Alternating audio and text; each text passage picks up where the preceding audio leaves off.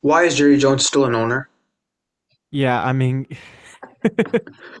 bro, that guy should sell the team. I mean, this is a second straight year that guy is talking about all in, all in, all in. What is he gonna do? Like draft like I don't know, seventh rounder in the freaking first round? I don't know. Uh, Yeah, I mean, look, you know what I think about Jerry Jones? There used to be this show called Super Strikers. I don't know if you watch it. It's like a soccer show. I've seen, I know So what you're talking about yeah, though. and trust me, I'll watch it even now, and I'll still be intrigued by it. Right. And there's one episode where there's like this kind of like crazy guy, and he says no risk, no reward. I think Jerry Jones does that, but his thing is all risk, no reward. Hey, I this has been a mean, style since the 90s, man. look, I mean, come on. He just went out and said, I took the biggest risk any owner would. Talking Last about time I checked, 90s we don't give. nostalgia, man. Yeah, Jeez. seriously. I mean, did you, I don't know if you heard about the. I mean, he's getting outpaced in his own division by a very aggressive GM. I don't know if you saw about the whole Howie Roseman trying to go get Miles Garrett. I mean, they just won the Super Bowl. If you add Miles Garrett to that roster, holy I don't hell, know what man! happens. I don't know what Yeah, happens. And it's yeah. not as though they're lacking the bench. They have like 50,000 players on the Oh bench, my on God, defensive yeah, line especially. bro. Milton So Williams had a career game in the Super Bowl. I mean, they're ridiculously talk elite. about it. Yeah. Welcome, everybody, to another episode, our 26th episode on the Winning Browns podcast, where obviously two Indians have won a lot more subscribers than the Browns won games this year. Obviously, the Browns are going to be picking high in the draft this year. What's new, really? Sorry, Browns fans, for the amount of roast that we give you on a daily basis. I kind of feel bad for you. On second thought, I don't feel bad for the organization, but Yeah, for some of the no. moves that they have made. But we will be talking about that in today's episode, as well as going over overall as far as a 2024 NFL draft review on what has been a very interesting season. Akhilesh, I know you have some thoughts on that. Um, but we Yeah. will start off talking about just what we'll do is um, give you guys division by division kind of breakdown of what happened each year, some kind of themes overall, kind of to talk about.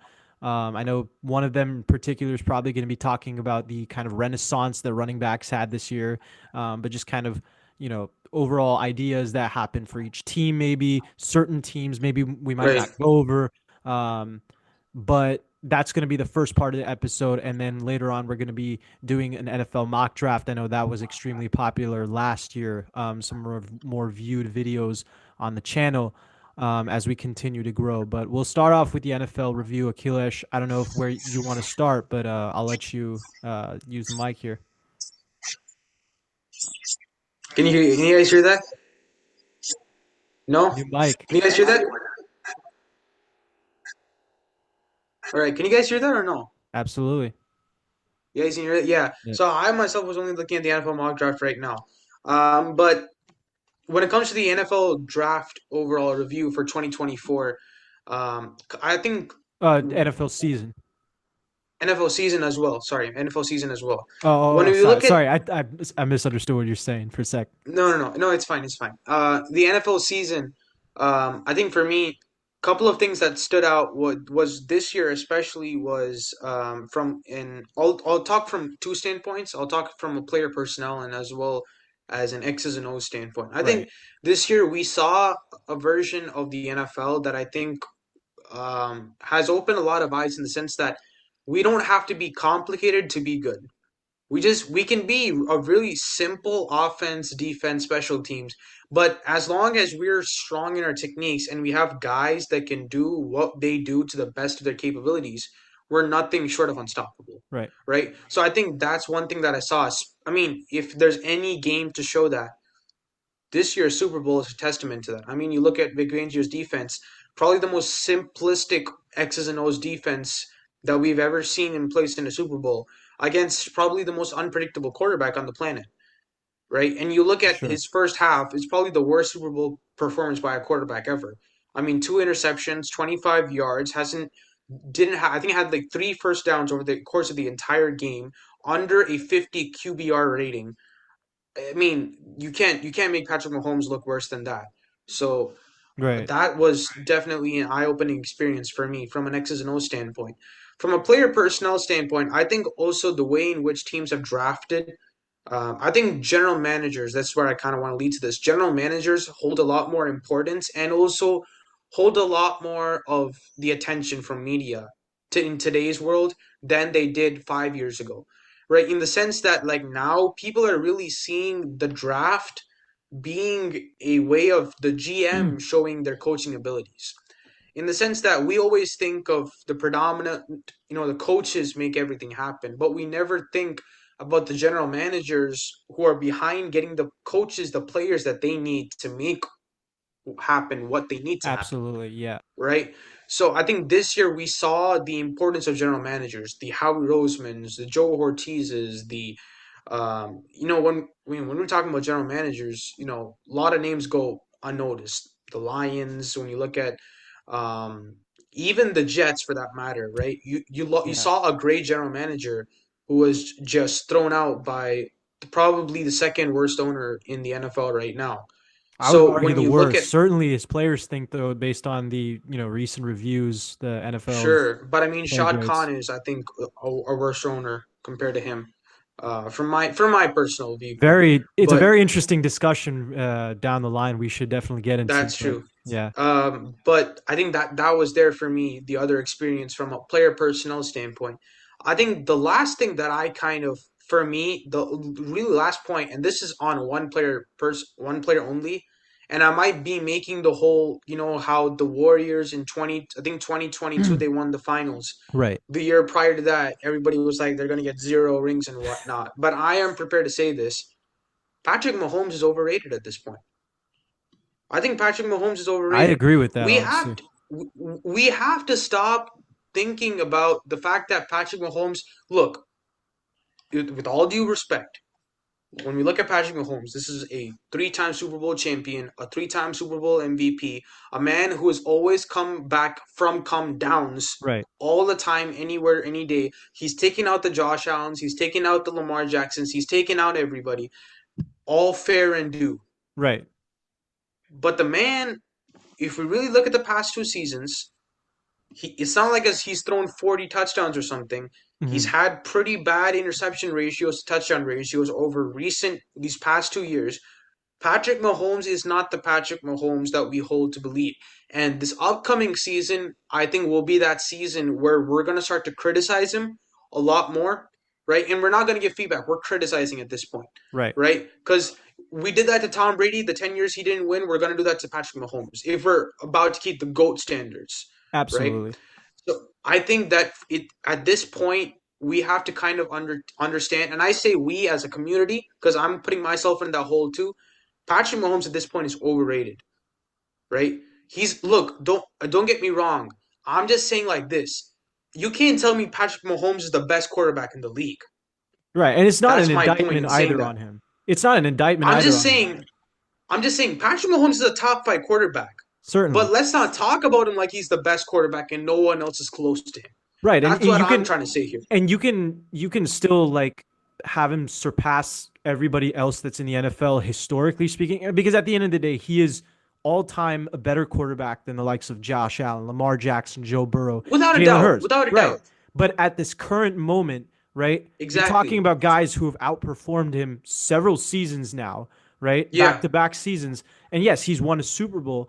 But I mean, if you take out that Super Bowl, at the end of the day, a Super Bowl is a team accomplishment. And it Yeah. doesn't take away from what he did to contribute to that. But, there is an argument to be made that he would be outperformed had conditions been different for other players, right? Seriously. So I mean, see, Yash, the reason why I say this is this. Whenever people talk about Joe Burrow, especially that one guy on ESPN, there's some Joe Burrow hater, not Shannon Sharp, somebody else. Chris Canty, I Tall, think I know who you're talking about.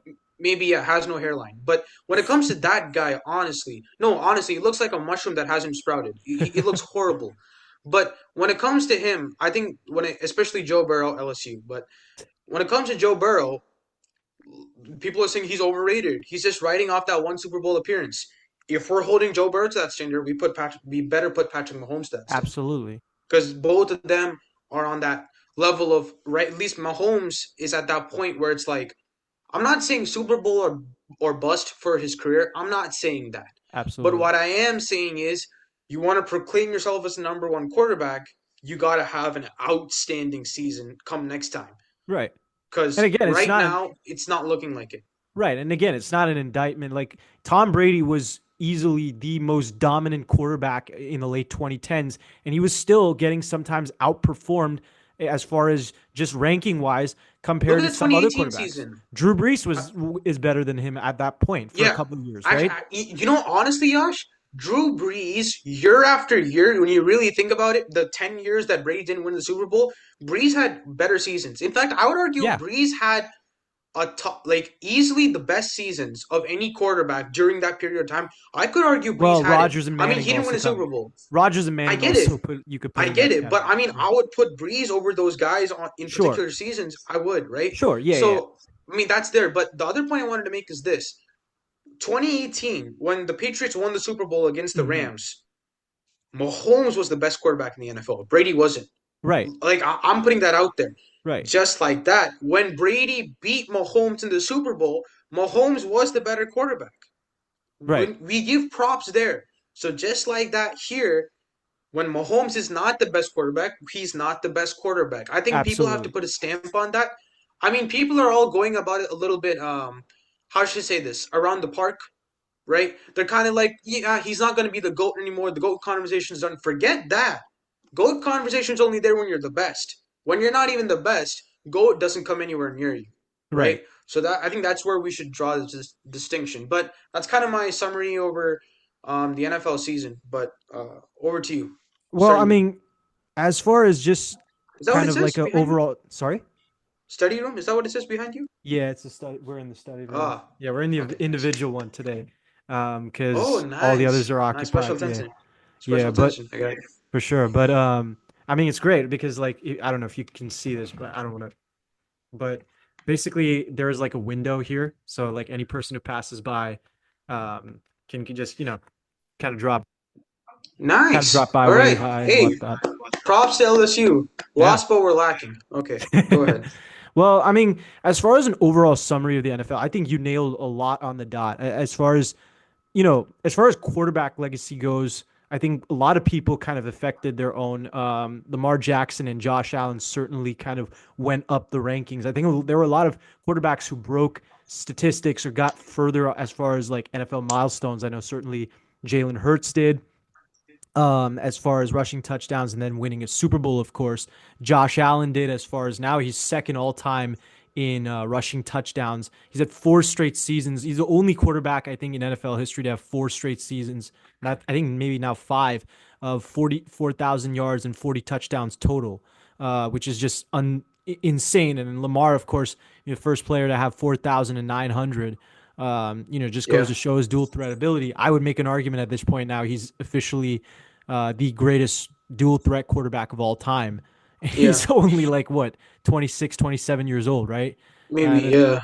so I mean there are a lot of quarterbacks who definitely affected their legacies, but I would also make the argument as far as running backs go, right? Um, I think the big question over the last 5, 6, 7 years has been as far as running backs, can they, last as long as far as longevity goes as other players at other positions? Do they deserve that second contract? And now we've seen, 2 running backs really go for third contracts. Saquon Barkley's in his second contract technically, but he got franchise Right. tag, I think, twice or maybe once, right? So it was kind of like a contract extension, and then he got into that third contract. And Derrick Henry, that guy ages like a fine wine for the amount of hits he took early on in his career, in college and high Insane. school. It's remarkable to me how great he takes care of his body. How Yeah. how great he's playing at 31 years old.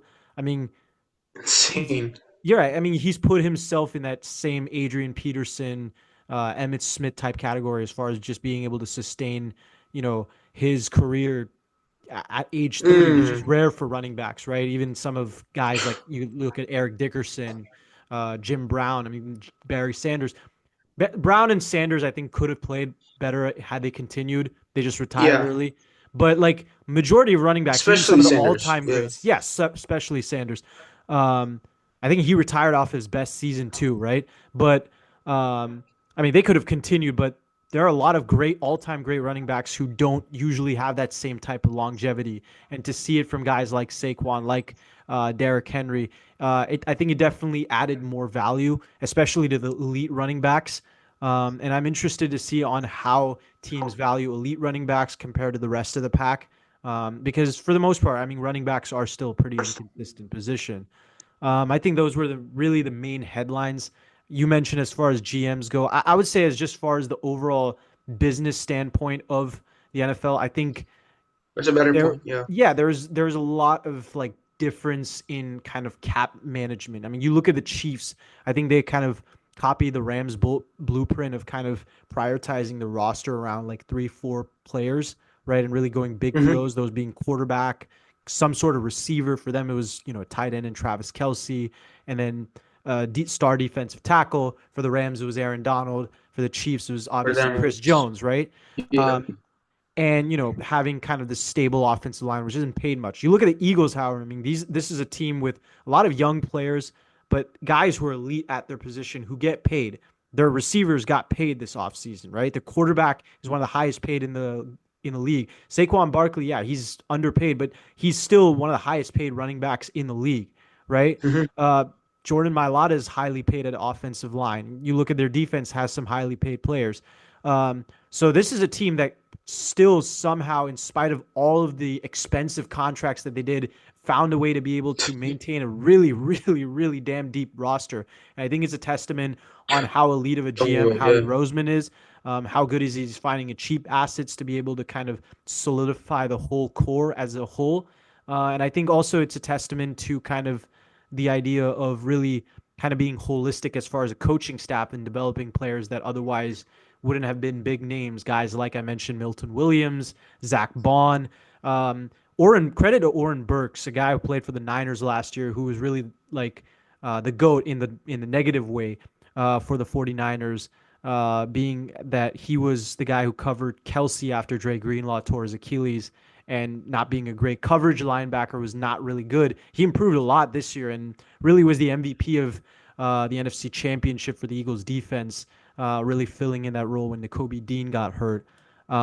So there's a lot more kind of versatility, and I think in a stage where the NFL was really evolving to understand this new passing game, I think we found a new way of kind of roster construction, being able to keep a whole team together and still have that same loaded type team that you'd see from like the Steelers in the 1970s or the Patriots in the 2000s, right? Um, it's going to be interesting to see how the NFL evolves that way. But I'd also Mhm. like, as far as division, I want to get your thoughts on each division. Like, we'll just go from each division and kind of take turns. But what are your Sure. thoughts on like, maybe a common theme or specific team you want to kind of address? Starting off, we'll start off, I guess, with the AFC East. When it comes to the AFC East, I think the team to kind of look at right now is the Miami Dolphins. We've seen the past 3 years, we've seen a fantastic offensive genius in the eyes of Mike McDonald. But when it comes to him, I probably said that wrong, but I like to call him McDaniel, McDonald. His name's McDaniel, but McDonald's Seahawks. Yeah, is it okay? yeah, But when it comes to Mike McDaniel, I think look, he's an offensive genius. Obviously, we've seen what he's been able to do with the likes of Tua, with Tyreek. Um, But I mean, we saw this year with their tight end. I forget his name, but he was a Pro Bowler this John year. Um, John John, Smith. there we go. Yeah, Yeah, he. I think he was a former Patriot, and then we sold him away. But yeah, I mean, obviously he had a great season, right? But I look at it from a standpoint of similar to Staley, in the sense that look, Staley had in all due respect, a decent 2 years. Third season was, yeah, fell out, but a decent 2 years. This third season for the Miami Dolphins has been tough. They didn't make the playoffs. The past 2 seasons, they did make the playoffs. Not very well, but they made the playoffs. And when we talk about this offense, we talk about a record breaking offense. Now, the other question that's in play is Matthew Stafford's contract. And that's why I come to the Miami Dolphins. Matthew Stafford's contract oh is in wow. question. Will he leave? Will he not leave? That's also in question. Now, in the case that he does leave the Rams, yes, he is a bit of an old quarterback to say the least. Tua is coming to that age of that mid-age rank between a Right. veteran and a rookie.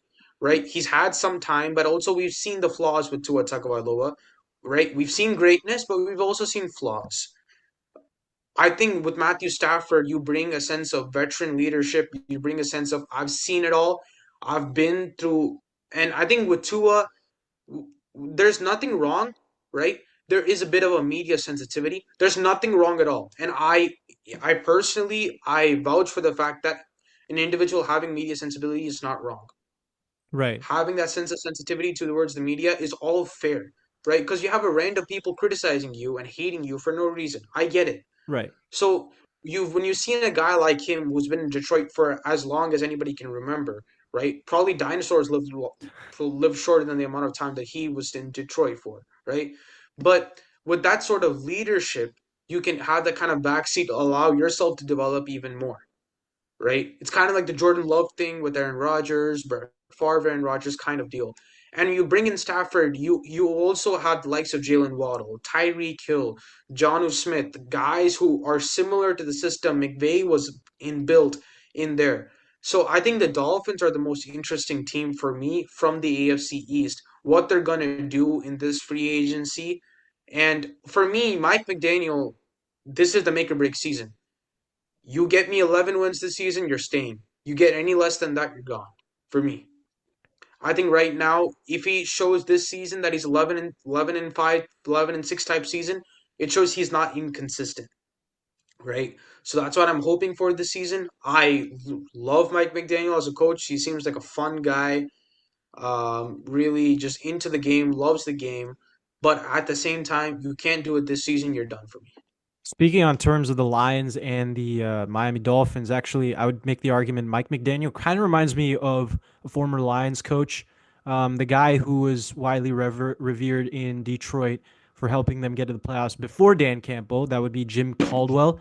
I think in a way they kind of stall out and kind of stagnate as far as their coaching ability when given, a more inferior team to what they had in the past.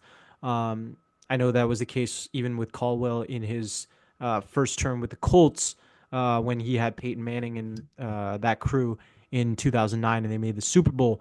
But yeah, I agree with you fully. But for me, I would say the team to watch out for, the team that really fascinates me is the New England Patriots.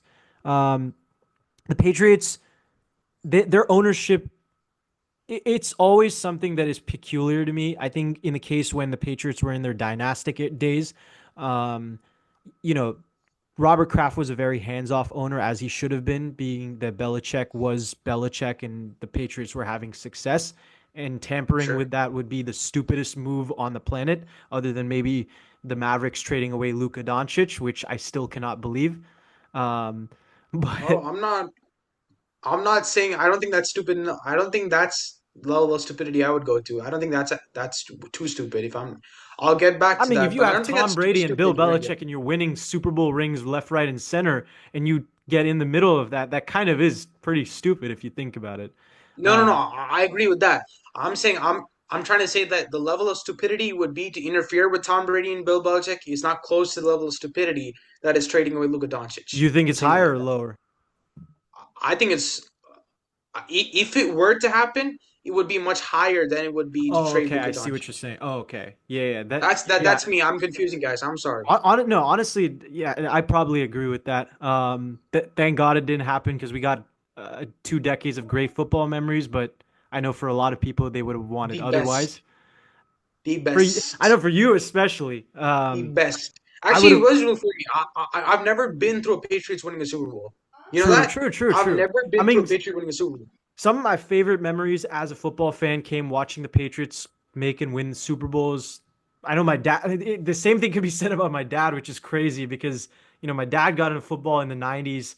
He watched Brady as as what Michigan. was it? No, well, yeah, Michigan, but I mean, he watched him get drafted in the sixth round and then become the guy he was in the first 4 years of his career. I got That's to true. watch him as a 35 up to 45-year old. I mean, just goes to show you how great Brady was. But um, Yeah. I would say this: like the Patriots, Robert Kraft does have a reputation in the past of being a meddlesome owner. Before the Belichick days, where he fired Bill Parcells was Parcells. unceremonious. Same with Pete Carroll. Um, But I'd argue what he did with the Mike Vrabel moves was interesting, and kind of what he's talking about after is also pretty interesting as far as the GM hire goes. Kind of keeping Elliott Wolf, but also kind of being very hands-on as far as drafting process goes.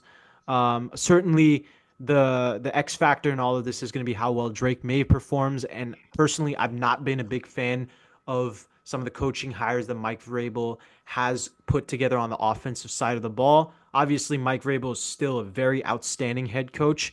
So it's just going to be interesting to see, being that this is a very barren roster of talent.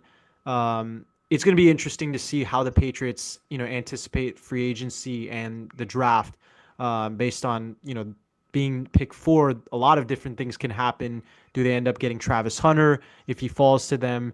Do they end up getting someone else? Do they help in the wide receiver department get a tackle? How do they kind of, fill up the rest of the roster? To me, the Patriots are the most interesting team overall.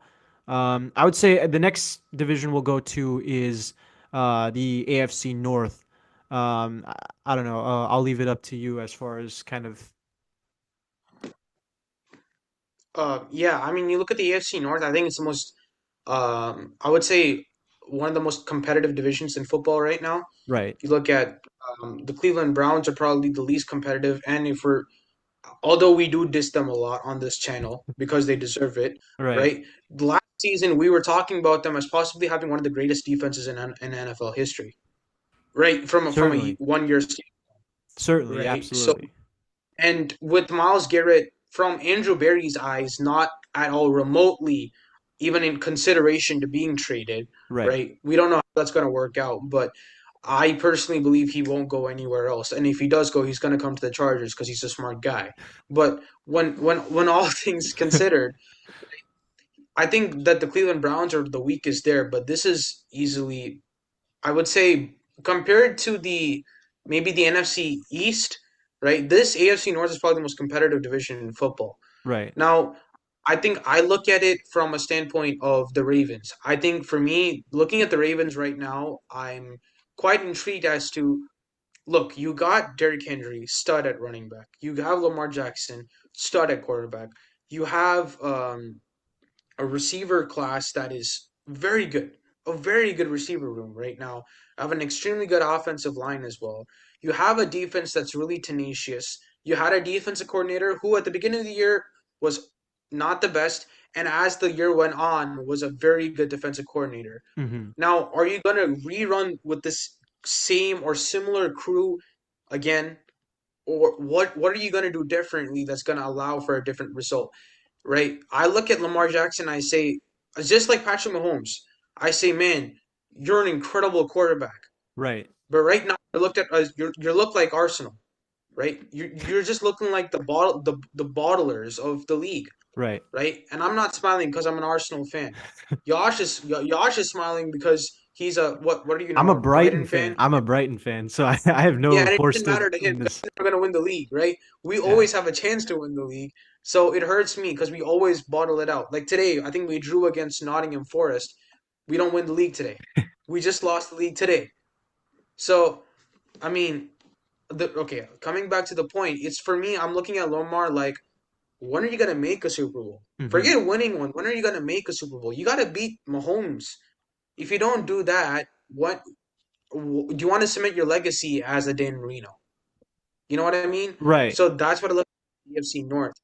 One other thing I want to add when it comes to the AFC North is the Steelers. Now, Yeah, I this is would. an organization Yeah. that has been steeped in tradition, culture. Our Indian uncle at this point, because he's not that much older, but Right. the general manager of the Pittsburgh Steelers, he's done a great job over the past 2 seasons, obviously. But my question is this: you have a great structure in place, an incredible head coach with the likes of Mike Tomlin. You have a great roster. But how long are you going to keep relying on the same old players, or are you going to change? Right. TJ Watt is my favorite player in the league, but I'm ready to say that this man is a little too old. You have to bring in someone new, a new edge rusher. They might go one for this draft. Stay tuned, right? Right. But Cameron Hayward, what an incredible captain, what an incredible player, has been in the organization for so long, has had a great tradition of football in his family. But how can you rely on a 35-year-old defensive tackle to Right. be Absolutely. the core of your defensive line? And so as to other positions, right? The crux of the Steelers that I've seen, in my humble opinion, from a defensive standpoint, is they're built around the pressure the defensive line can put on the Hmm. quarterback. So when you have a defeated defensive line in the sense of age, right? You got to bring in someone new. You have to add in the new pieces. Now you have developing guys at cornerback, safety, that's all there. So that's the defense. Now the offense, I want to say, when are you guys going to find a quarterback? When? Najee Harris is an overrated running back. He is not that guy, okay? It's been proven at this point. When are you going to account for receivers? What are you just going to rely on George Pickens for your entire life on every single play? Right. When are you guys going to get a quarterback that's reliable? Now Matthew Stafford may be the answer to that. I'll put that out there. But when are you guys going to get a quarterback that's reliable? Right. A guy who can maneuver within the pocket. Russell Wilson had a very good season this year. All that be so, he's not the answer to all your problems. I So agree. I guess the question that I'm to is, what are you gonna do this offseason? For me, the Steelers offseason is a make or break it for the next couple of years. Yeah, I agree with the Steelers. I think you nailed it on the dot. I mean, I was gonna say, like, as far as the Steelers team, just even historically, this is a team, like you said, was kind of built off that defensive line, right? Steeped in tradition. Traditionally, for over the last 50 years, right? This team has been built off the defensive line and a dominant defense overall, right? An offensive line that's centered around running the football, although they haven't had an elite running back really since Le'Veon Bell, right? And a quarterback who, for the most part, is managing a game when you have a better team and can step up and become a Super Bowl winning, an elite quarterback when necessary. But the Steelers have to realize they don't have those stuff right now. Really, they've fallen behind because of their stubbornness on thinking that they can get a game managing quarterback who can suddenly out of nowhere, pull a rabbit out of his hat, basically when it comes to an elite season.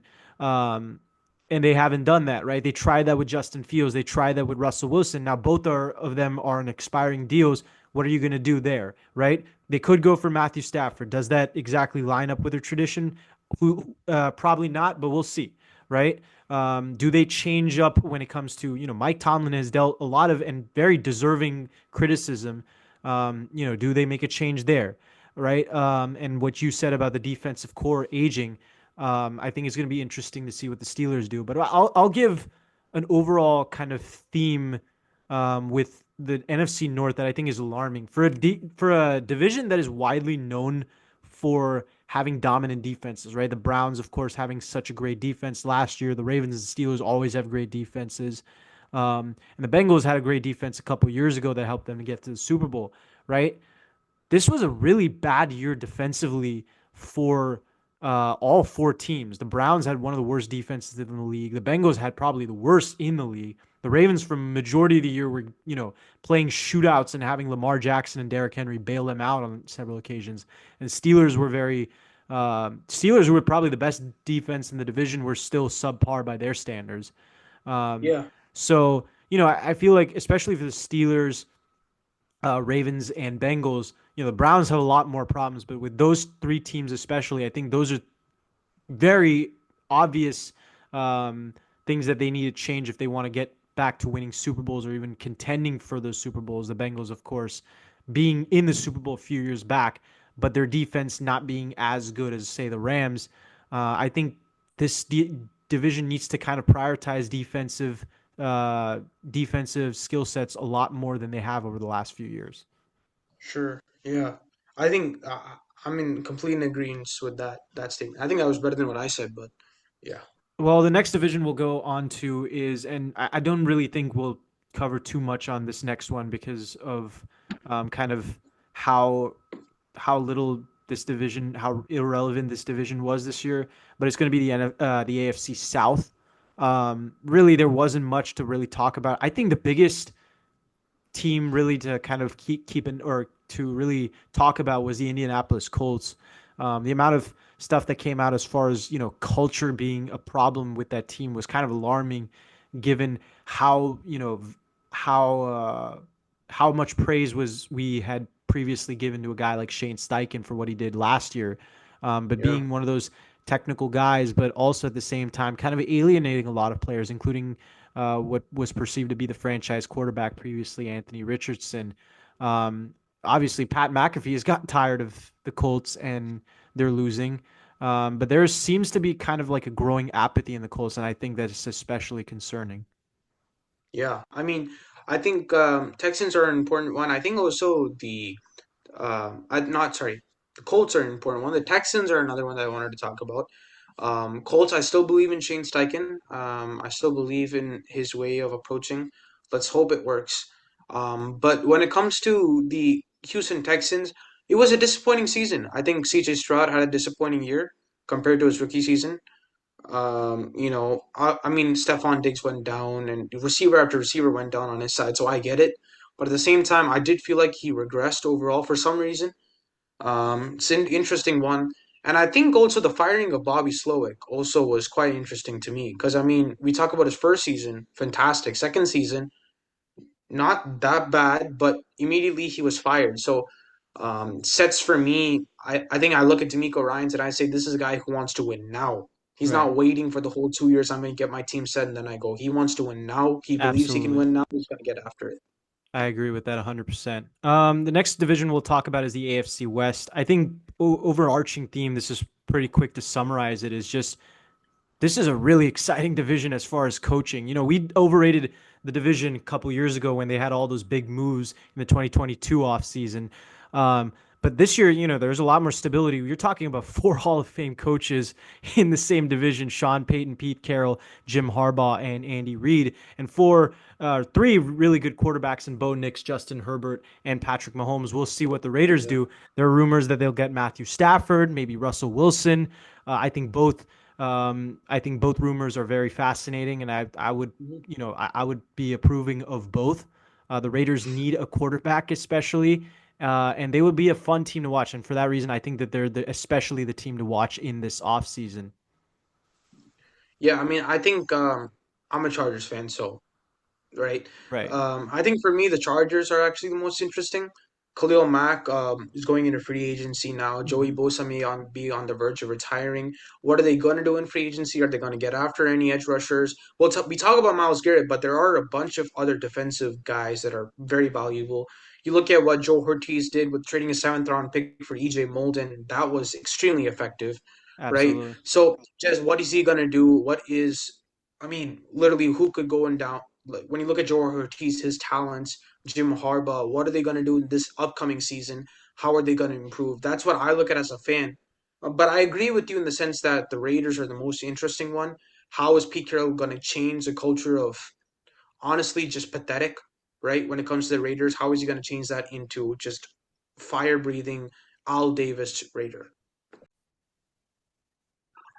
So the next division that we will be talking about is the division that we talked about a little bit in the intro earlier on, and that is the NFC East. I know, of course, Akhilesh, as always, as myself, has opinions involving one specific team from Texas, the state that is west of where I am currently.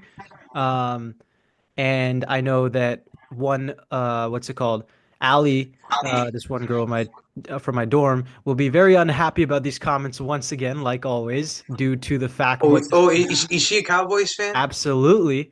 I mean, Oh, she's from Dallas. She's at least that way, not the same level of annoying, but um, yeah, I know Akilesh definitely has some opinions on the Dallas Cowboys involving that NFC East division, and I'll give the mic to you for that.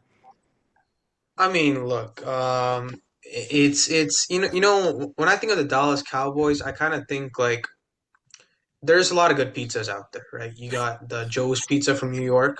You got sometimes Domino's can pull out with some good stuff. You got Pizza Hut, Facts. average, Round Table, right? Very expensive, but can pull out good food, so add points. Oh, Round Table got some Uh, great things, man. yeah, right. You got Blaze Pizza, which is I would go as far as to say it was the longest 10-year pizza place that we ever went to. Oh yeah. right? But then you got some pizza places that just can't get it right. You know what I mean? It's like when we get hot lunch at school, right? Oh my god. There are some right? Those pizzas are cardboard level, right? I think of the Dallas Cowboys like this. I think of the Dallas Cowboys as a really fancy pizza restaurant that we go to, and then we get served pizza as just dough. No sauce, no cheese, nothing. And the dough, it's not even cooked. It's just raw dough that they formatted into a pizza. And they didn't even cut it into slices. We just got to rip it up by ourselves. That's what I think of the Dallas Cowboys. They're an absolute travesty, embarrassment, most pathetic ding dong piece of NFL that the world will ever know, has ever known, and knows now. The Dallas Cowboys are an absolute embarrassment to the NFL. Jerry Jones, why is he an owner right now? I get it. You were great for 4 years, and after that, you were a travesty, a troublesome, I don't know, idiot. Um, uh, I don't know what to call you, a bobblehead. I don't know what it is. I mean, actually, no, my bad. My bad. Your stomach is about twice the size of your head, which is already pretty big. But God um, damn. when it comes, God no, no, damn. no, I'm coming with it. I'm coming with it today. I'm sorry. When it comes to Jerry Jones, and it is where the Dallas Cowboys start, end, and finish. I mean, start. It's a start, middle, and end of the Dallas Cowboys is Jerry Jones. When we Start look at his overall more like career, more like start and middle because they can't really finish the job in the playoffs. oh, that's good. That was good. That was good Yeah. one. Hey, props to you on that one. That's a good one. I mean, the thing for me is this. I think about 1989, a very young Jerry Jones, a very, you know, I would say this, a very exhilarating, just full of emotion kind of guy who's ready to do anything for the team. He's taking risks and bringing in Jimmy Johnson, a quote unquote risk to replace probably you could recognize as the second greatest defensive mind from a head coaching standpoint in NFL history with the likes of Tom Landry. By the way, me and Landry had the same birthday, just letting you know. Different thing for another day. But at the same time, when you have to replace a person like that, you come in, everybody hates you in Dallas. You win three Super Bowls in what, 5 years? Incredible. What have you done since that point of time?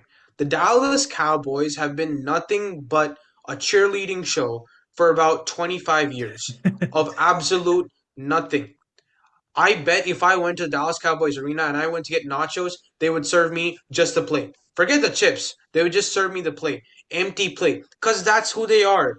You expect beautiful melted cheese, the beautiful tortilla chips, nice, blazing hot, a little bit of jalapenos, onions if you guys would want, peppers, a little bit of a salsa on the side. You get nothing. Just an empty plate. And you would have paid 25 bucks because Jerry Jones is going to rip you off.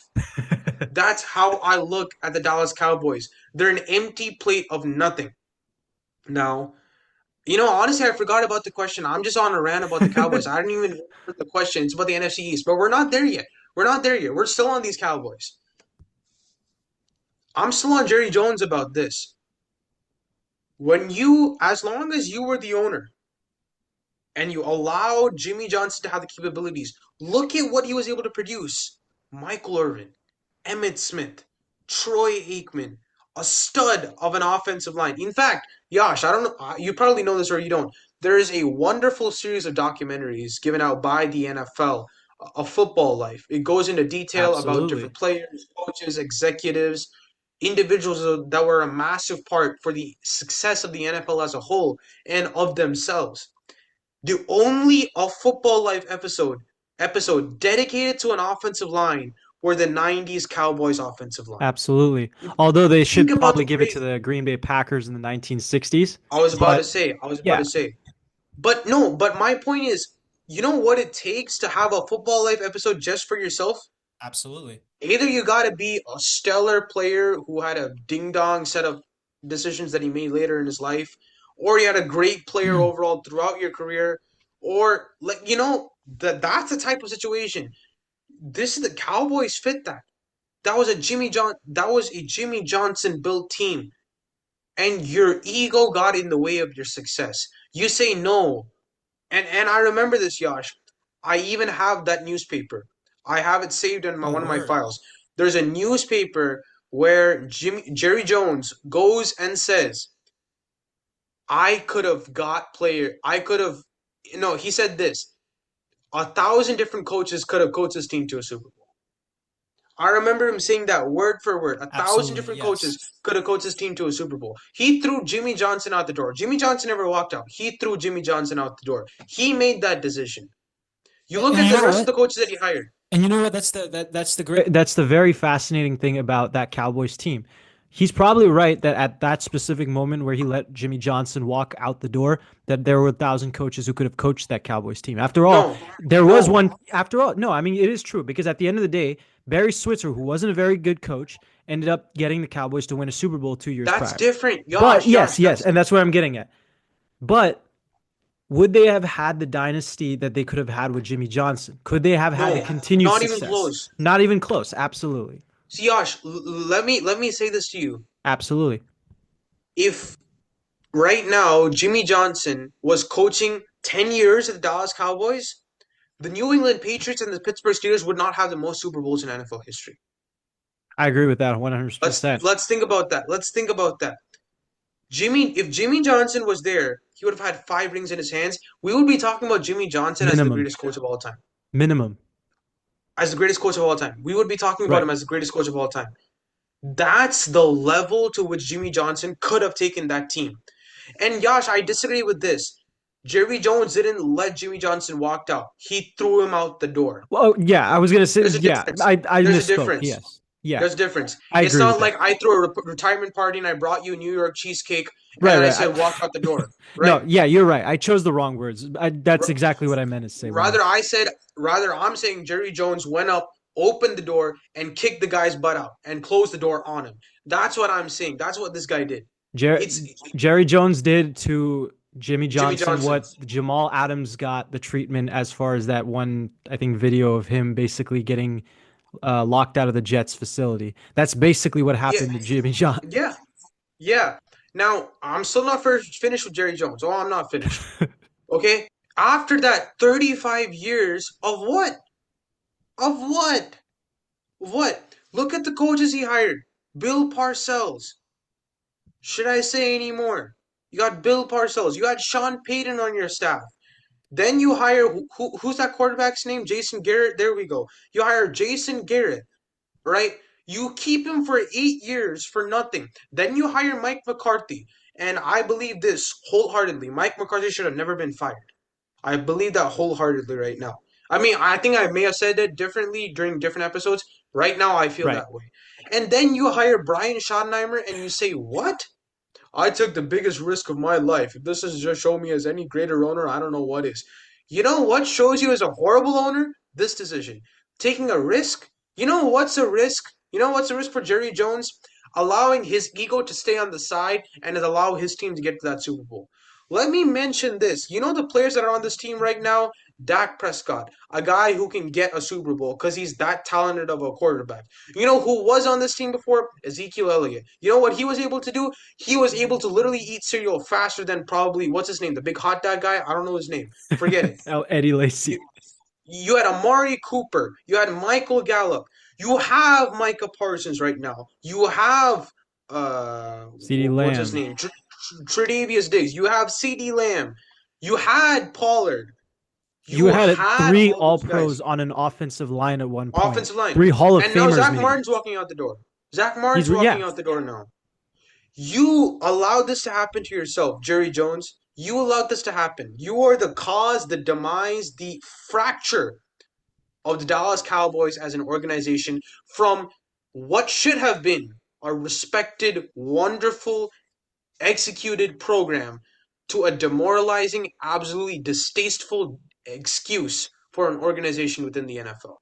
The Dallas Cowboys will mean nothing to me, will mean nothing to me as long as Jerry Jones puts his ego aside. Because although I've hated on him for so long right now, maybe 20 minutes, my point is this.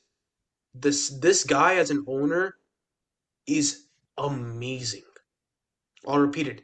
Is amazing when he put his ego aside. Look at what he was able to do with Jimmy Johnson. Guys, look, I hate Jerry Jones with a passion, but what he did with Jimmy Johnson, no other owner had done, is doing, or can do. I'll repeat that again. Did, is, and is going to. No one has been able to do what Jerry Jones did in that 5 years of time. To It's a take an repetition of organization the that was, same cycle, you know? Like just I mean, over the but my last 30 point is years. this. But exactly, you're riding off three Super Bowls for 35 years. They haven't made an NFC championship in 35 years. 30. What an what an embarrassment. What an embarrassment for an Absolutely. organization. Now, I'll finish off with this. When it comes to mock drafts, Yash, I got to be honest with you. I don't care who the Cowboys are going to pick. I don't care. I More on that in laugh a at little these bit. fans. I laugh at these fans because I think her name is Amy. Look, I laugh at you because Allie. I feel Allie. Ali. I'm my bad, Ali. I laugh at you because I feel sorry for you. Why would you want to put up with that? You want to put up with an 80-year-old who has a mouth like some kind of, I don't know, recording machine that's monotonous and disgusting and useless? You see the number of pimples on his face? He's getting too old. Relax. Sell the Bro. team to an owner that wants to win. That's my sum up for the Cowboys. You can talk about the NFC East. I don't care. Jerry I think, Jones. look, I think honestly, that's a great transition to leave it at the NFC East. I was going to talk about a team who has had a transformation in ownership, and we have seen a lot of great things. And I was just going to say, as far as the Commanders, I'm excited to see what they do with Jaden Daniels. What we might see as far as that team and the cap space that they have and the ownership change. Adam Peters is a great GM. Dan Quinn has shown to be one of the more improved coaches in his second tenure. I'm excited to see what the Commanders do. Um, Actually, Yash, on that note, I'll just add one thing. You know what's to me was quite interesting. Last season, if I'm not wrong, off season, Ben Johnson was interviewing for the Washington Post, Absolutely. and he came back and he said it's a distasteful organization that has disgusting members at the board right now. I Right. remember him saying that. So, for me, like after seeing the season, it was kind of like, hey, he might have bit his lip after what happened. He could have Right. had Jaden Daniels, right? Absolutely. And I think that's also something that's definitely been going to be interesting to see because I don't think Ben Johnson would have made those comments just out of the blue. Something definitely rubbed him the wrong way about it. But there are two sides to that story for sure. And I think that, it's interesting to see as far as just the amount of different people that you're talking about who are part of that Washington Commanders organization. Bob Myers has been part of that organization over the past few Yeah, years. One of the talk greatest about it. GMs in NBA history. Talking about Rick Spielman, a veteran. I think Oh, John Bill. stop it, No, bro. I mean, He had everything handed to I'm him. He not. No, no. already I'm had not. the Look, careers he drafted. I'm not sitting here and saying that he's. I'm not like praising him till the Okay. moon comes over. But what I'm saying is that these. This is a. This is a franchise that is getting guys who are veterans, experienced, as consultants, and they have a lot of really, really talented people within their organization working as far as the executive branch, helping the ownership group, consultants, coaches. I mean, this is a very interesting team to look out for in the near future. I Yeah. think as far as the other divisions go, we'll briefly talk. I think the NFC South. I think there's a major theme that I think both you and I can I, kind of I agree I on. think I need a breathalyzer or something because that That I was mean, that was bad. I mean that division. I feel the NFC South. I think it's the same theme every year, where it's just like this division of like quarterback reclamation projects, if you know what I'm Mm, saying, right? hmm. Yeah. And now it's slowly turning into this division of young quarterbacks who might not be the biggest names or might be, kind of looked at a little differently from the rest of their draft class, namely Bryce Young, namely Michael Penix, for different reasons. Michael Penix being that he was considered the worst pick of the first round of 2024. In hindsight, that was you know, a, it was a good pick for all the wrong reasons, if you think about it. Obviously, we know about Bryce Young and we've talked about him several times. It's going to be interesting to see how the Buccaneers look like with yet another new offensive coordinator for Baker Mayfield. But I think the team I'm most interested in is the New Orleans Saints. I'll tell you this, being in Louisiana for sure, it's not been great as far as the Saints, just PR wise. I don't want to exactly get into details. We try to keep this podcast child friendly, obviously, but they've had some really, really disturbing allegations against them in the last few weeks. Um, and you know, Which is it, kind of interesting to me because they've always been a very class act organization. right. So And given it seems very likely to be true, it's just a real it's just a really dark time for Saints fans.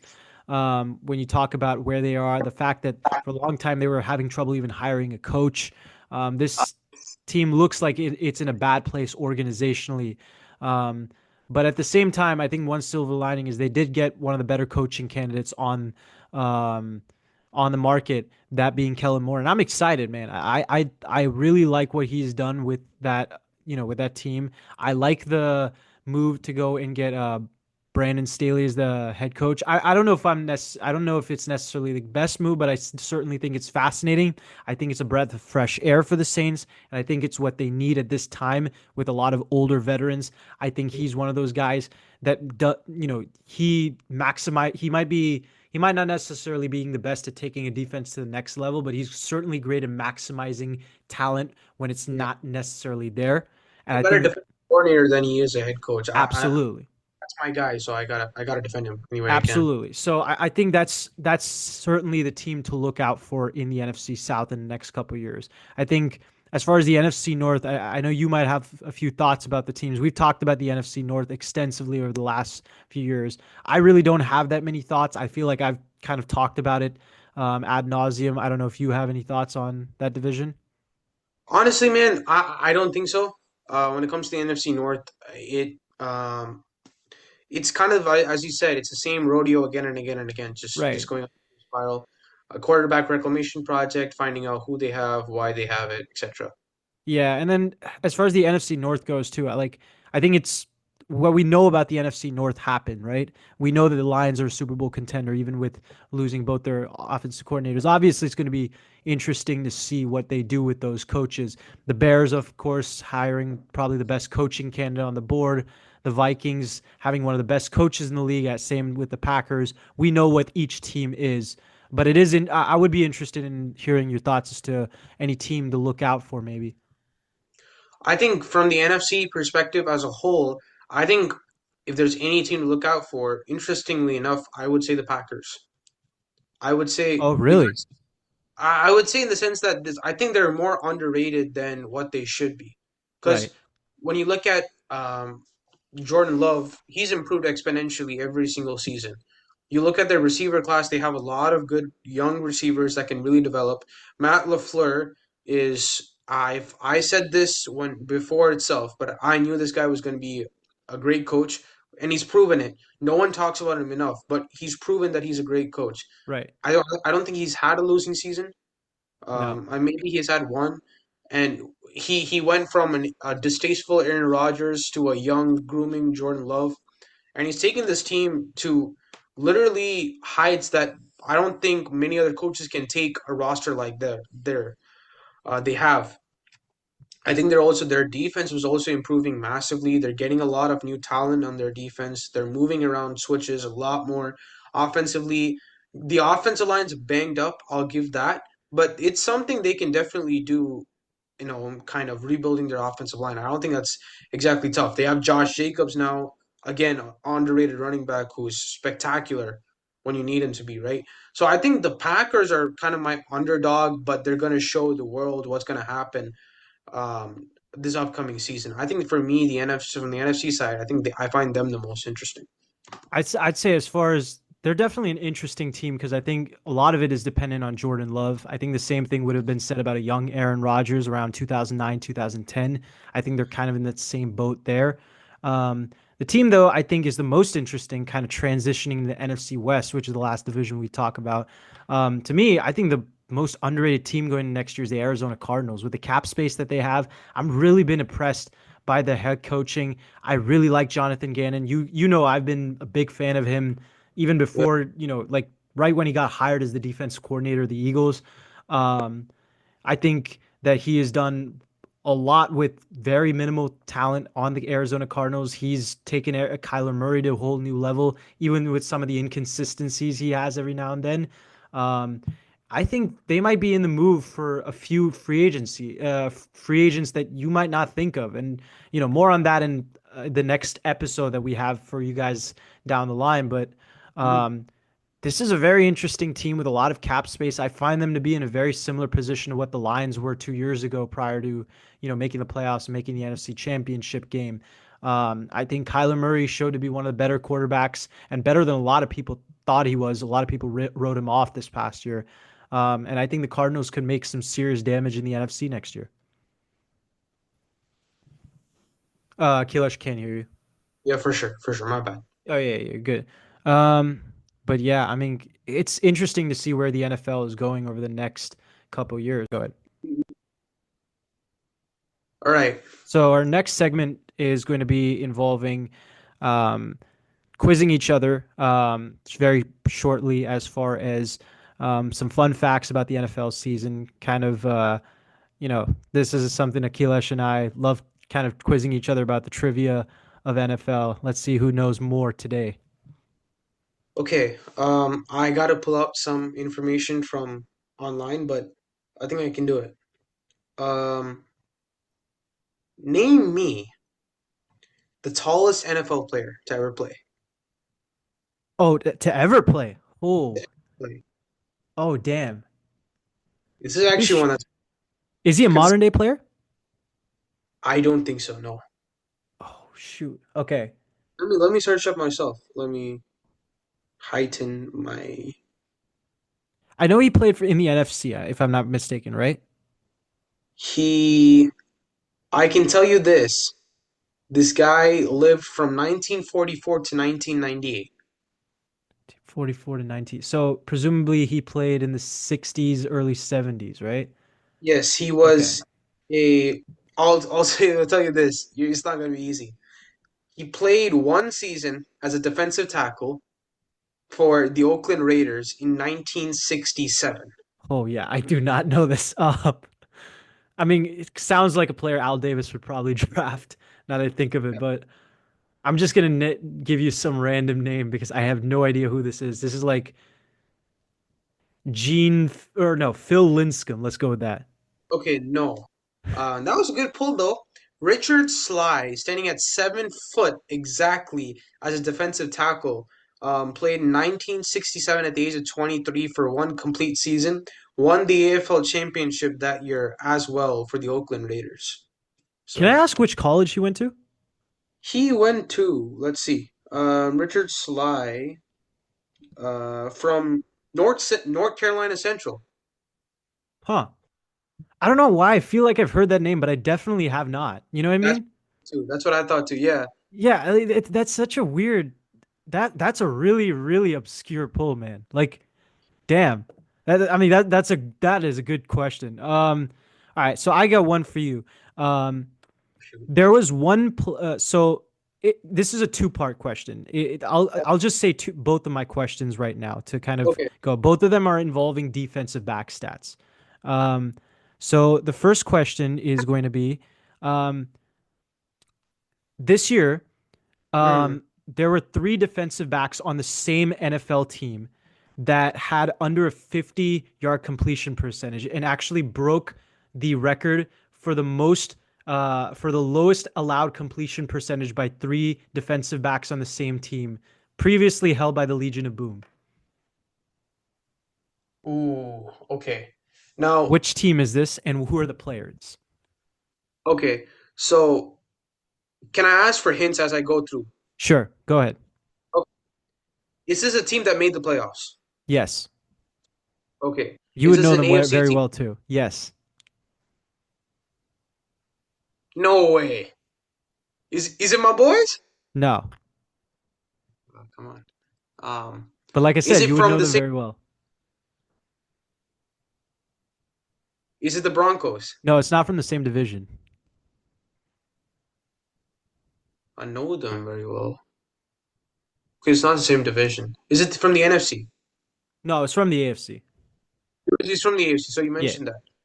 Wait, Pats? No. Okay, I was about to say. They made Okay, the that was weird. playoffs, like I said. You so. Oh yeah. So I mean, Um, you knocked out three of the seven playoff teams that made the okay, AFC. look, I don't think it's the Bills because the Bills didn't have an No. all-time great defense, right? So it's not the Bills. You talk about the Ravens. Ravens have a decent set of. defensive backs, but I'm not sure it's them. So I'm not going to put the Ravens in it as well. They had two who were under 50 yard, 50% completion. That was Nate Wiggins and I think Marlon Humphrey.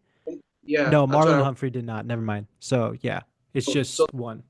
okay, so it's not the Ravens, the Steelers. No, It's not the Steelers as well. Who do the Steelers play in the playoffs? they Um, play the Chiefs. they play the Or no, they Chiefs. didn't play the Chiefs. They That's play what I the thought. Bills, I think, right? No, they play No. the Ravens.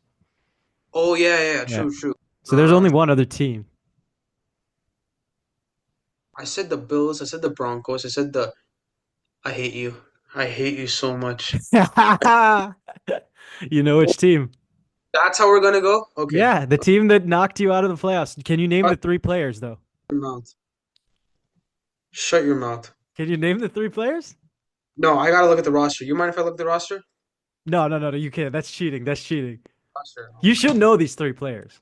Number one, I'm very high on one of these players. Like this guy was like one of my favorite players in last year's draft. So you should know that by me saying that.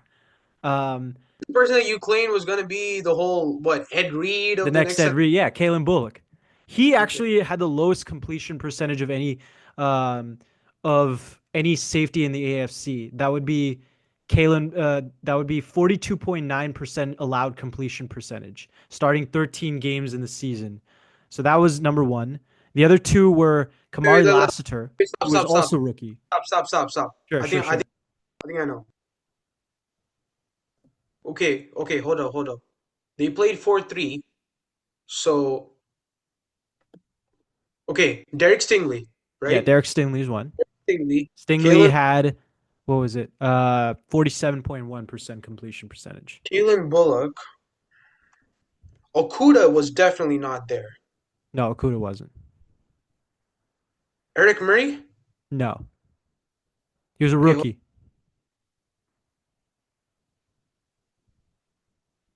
wait. Lassiter? Lassiter, yeah, Kamari Lassiter, Don't try me. 43 point, I think, yeah, 43.8% completion percentage allowed. Right. Okay. So yeah. No, no. Give me some time. Look, you asked your second question. It's Well, my fine. You second question was also defensive backs. Like I said, Kalen Bullock had this your most. mic's kind. Oh shoot, yeah. So Kalen, hello, can you hear me? No, it's kind of like I don't know, splitting up. Yeah, yeah. Hold up. See, let me see if I can figure out the problem. Okay. Um. Okay, can you hear me? Yeah. Okay, so Kalen Bullock had the lowest allowed completion percentage of any rookie in or of any safety in the AFC. The NFC guy who had the lowest completion percentage of uh, any player in the league was also a rookie, um, and he had under a 40% completion percentage allowed on the season, which was the lowest I think in 7 years. And he was a rookie. Can you guess who this player is? Repeat the question again. I'm sorry. So this man had the lowest allowed completion percentage of any player in the league this past year. Um, he was a rookie. It's the lowest in 7 years. It was under 40% allowed completion percentage, and he was a rookie. Okay, defensive back, right? Yeah. Okay. Did he play for the NFC? Yes. Was he on a playoff team? No. Hmm. He wasn't on a playoff team. Nope. Defensive. Was this guy a third round pick? No. Was Close, he but no. okay? So he was a second round pick then, No. a fourth round pick. Yeah. Mm, hmm. So he didn't make the playoffs. Was this guy in the NFC North, No. South, Nope. East? All right, this gotta be West. Okay, so Seahawks, Niners, Rams, Cardinals. Was he on the Cardinals? Is he Nope. on the Is he on the Niners? Yes. Oh, here we go, Mr. Niners, big fat ding dong, funny pop. That's crazy. Hmm. Rookie defensive back, Niners. Let's think about this. There are only Hmm. two. So I'm not gonna lie, man. I don't really focus on any trash teams in the NFL. So Oh, damn. You're gonna roast me after I roasted you with the Chargers. Damn. I mean, I don't mind. Look, Trevarius Ward is definitely not a rookie. Trying to think of the other names. Ronaldo Green's there, right? Renardo Green's there, but he's not the person. That was a good guess, though. I forget his Lenoir or something. Lenore is not a rookie. The correct answer was Malik Mustafa, rookie out of Wake Forest, a guy who I did not look at. I had predicted as the worst player that we had drafted over this past year, and boy, oh boy, was I wrong! And I'm glad I was wrong because this man was really, really, really good last year, and I hope he can continue that. But yeah, he was the guy with the lowest complete allowed completion percentage in the league in 7 years, which is Okay, insane. right. No, I'm trying to pull up my question. I'm taking some time though, Sure. uh, because I'm trying to. I'm not gonna lie. I'm not gonna beat around the bush. I hadn't prepared for this properly. Um, as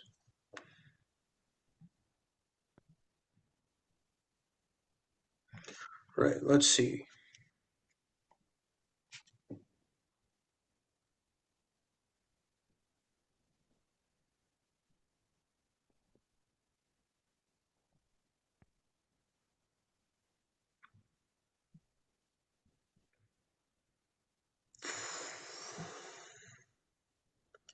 Hmm.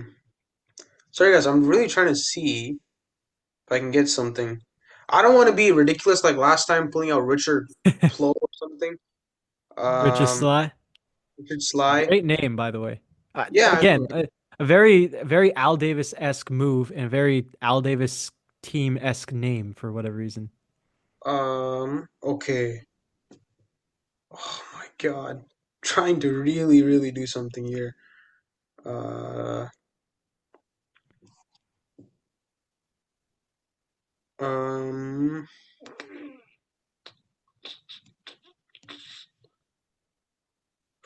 I'm sorry, guys. Just 1 second.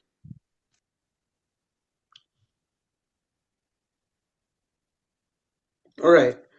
How about this?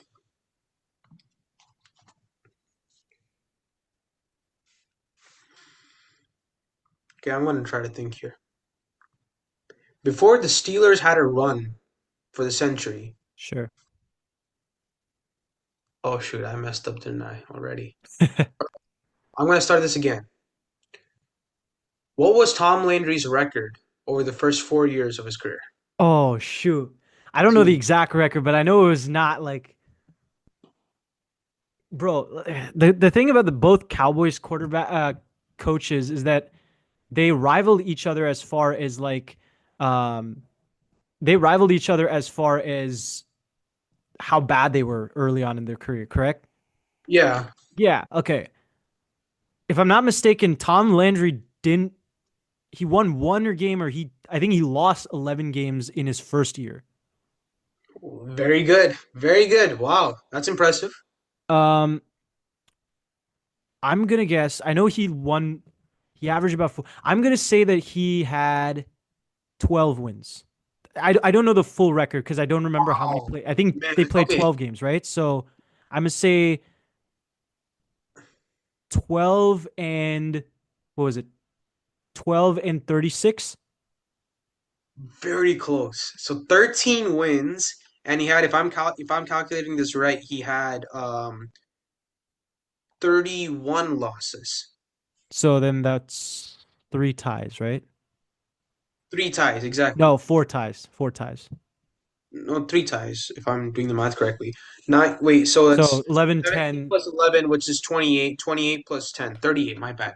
He went he went 13 and 38.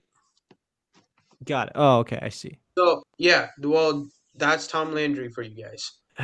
I know. I mean, to think that he's also one of the winningest coaches in NFL history, and he's also the guy who has the most winning seasons consecutive by a head coach Yeah, in 22. NFL history. It's just insane to think this is how he started his career. But I mean, Exactly. that goes to show you how crazy the NFL is.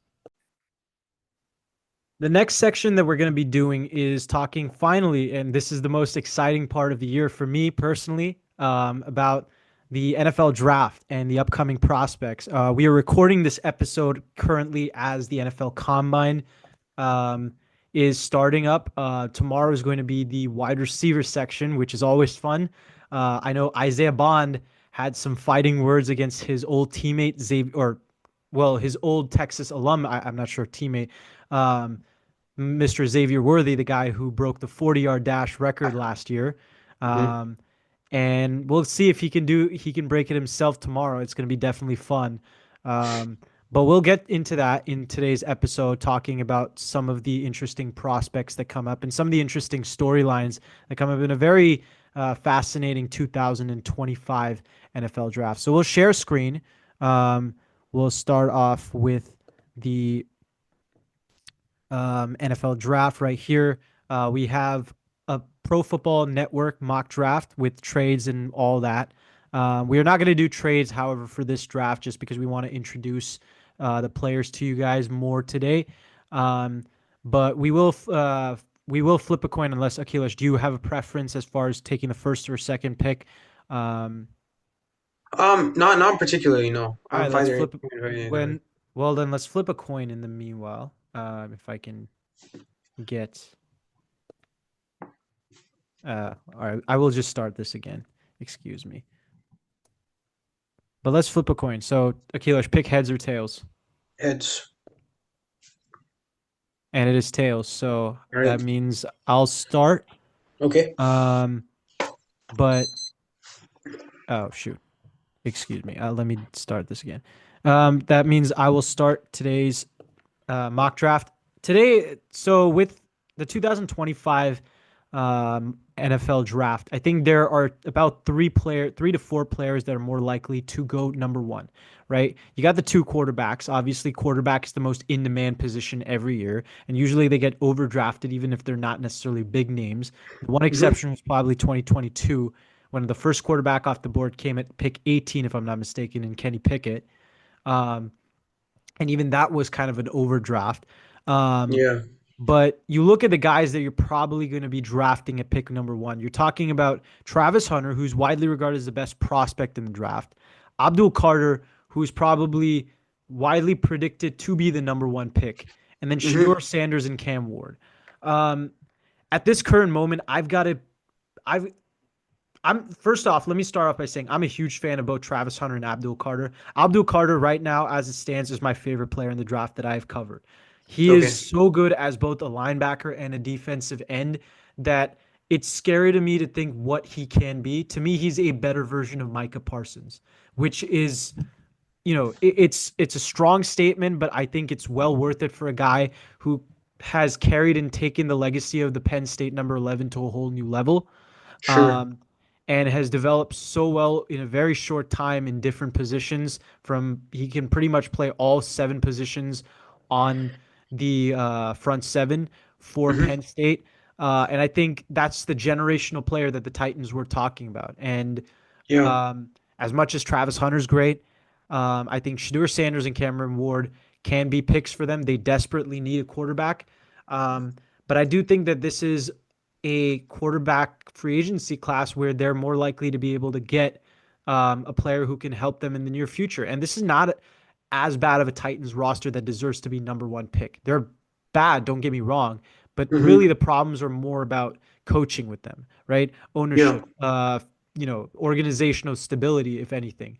And to me, I just think that the Titans could very much use just another, player that can push them, another generational talent who right off the board, takes them to a whole new level. And for that reason, I'm going to go with Abdul Carter, pick number one. Okay. I mean, fair. Look, the assessment of Abdul Carter is spot on. I think for me, Abdul Carter is probably the best edge rusher to come out of, I would say, the past 10 drafts.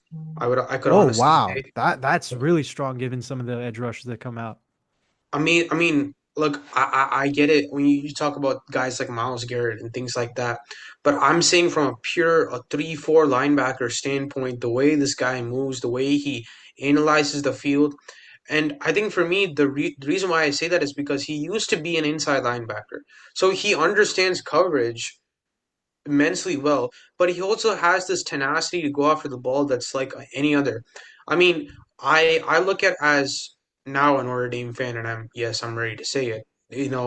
As a Notre Dame guy, when I remember seeing the way Notre Dame's offensive line has always been something that I think is always cherished and it's something that Notre Dame's always been prideful of. Abdul Carter absolutely destroyed that offensive line from tackle to guard to center to everything. He just played amazing that game. I remember the quarterback just going, not knowing where to go at some points. Right.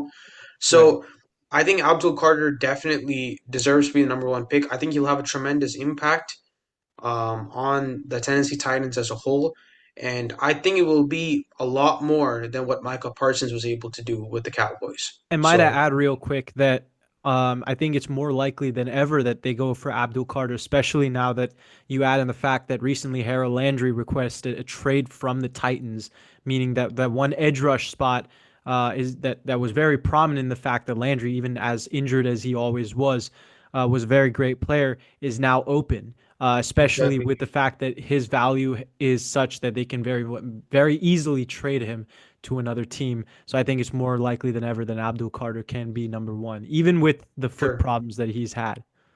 Yeah, that's one thing that's just come up today, where there is speculation that he will get surgery on his leg.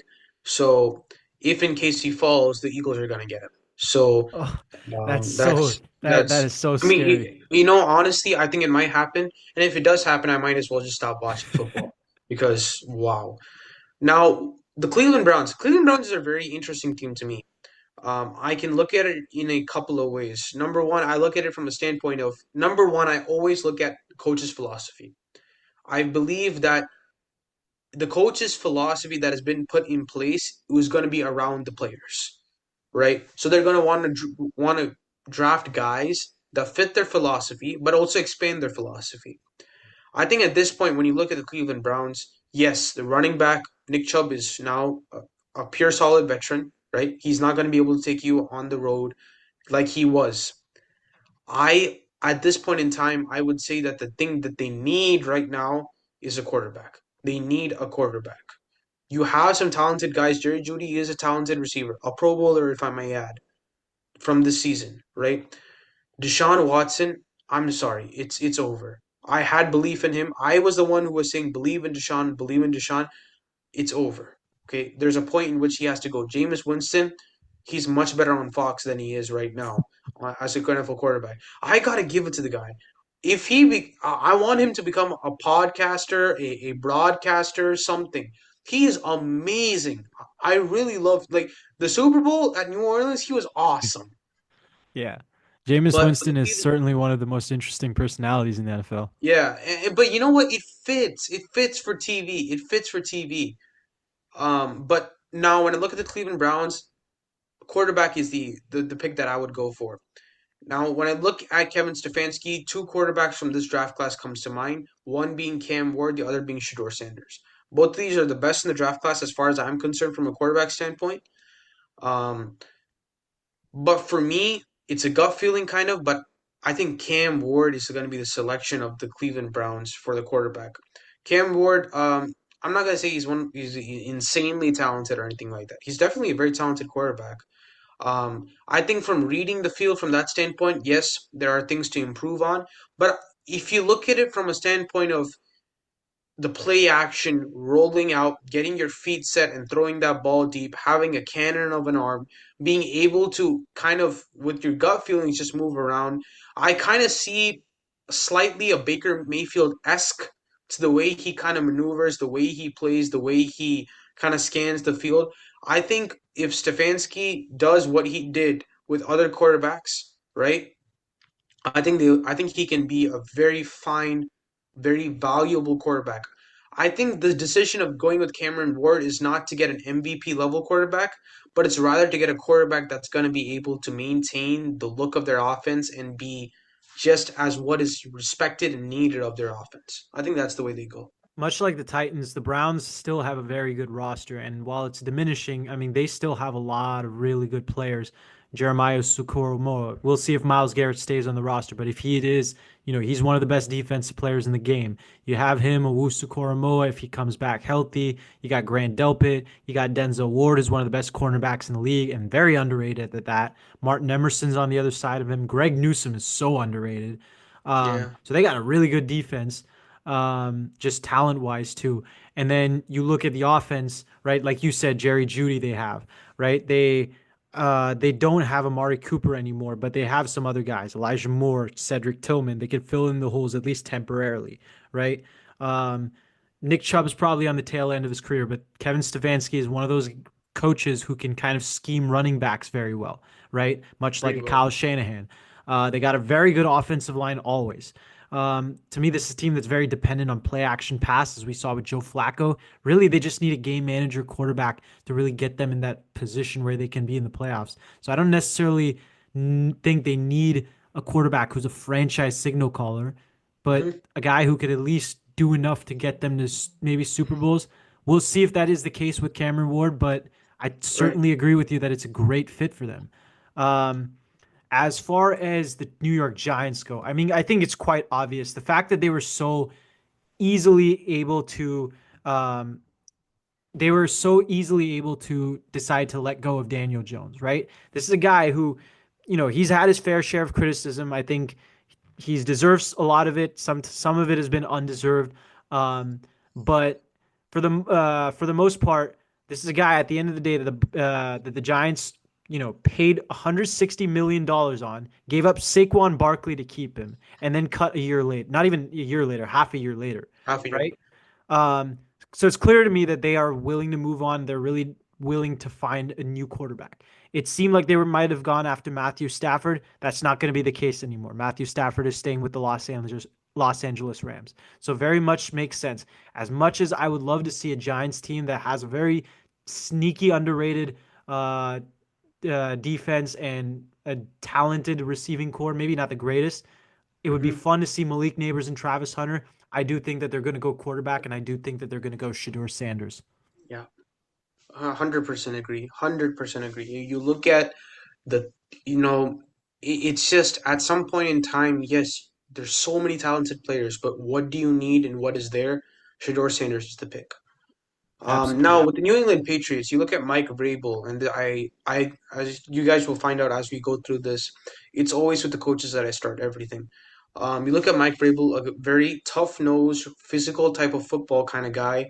We saw Drake May last year. Josh has his doubts. I say Drake May is an he. I think he proved to me why he's the Patriots quarterback. I think there I are did have so my many doubts, but I also did say that I thought he was still very good. And granted, he played it even better than I expected as year one. yeah. Um, but I do I think still I have my think doubts about him. I think he's an extremely smart quarterback. I think the reason why we give him as much hate is because you give him the talent that Jaden Daniels has, you give him the talent that Caleb Williams has. I can almost guarantee Drake May will play past Caleb Williams' level and at the level of Jaden Daniels if you give him the talent. Right now, you look at the Patriots as an offense. Name me five receivers. He played very well this year. You talk about 61 QBR for majority of the Exactly year, right? for a rookie with nobody, with Yes. nobody. The offensive line banged up like anything else. Ramondre Stevenson, I don't know why you're still here, right? So certain things like that add up, and that's why I say you need. And it always starts in the trenches. I've learned that from Jim Harbaugh this season more than any other coach. It always starts in the trenches. Joe Alt, probably the best pick in the entire draft. Okay, maybe not, but Joe Alt from an offensive line perspective, yeah. But I would say this year it starts in the trenches. That's why I say you got to go with Will Campbell out of LSU. Insanely big, very fast, very instinctive offensive line, knows what he sees, reacts to what he sees very well. Technique can be improved on here and there, but that's something that you're going to learn in the NFL eventually. I really believe in the guy.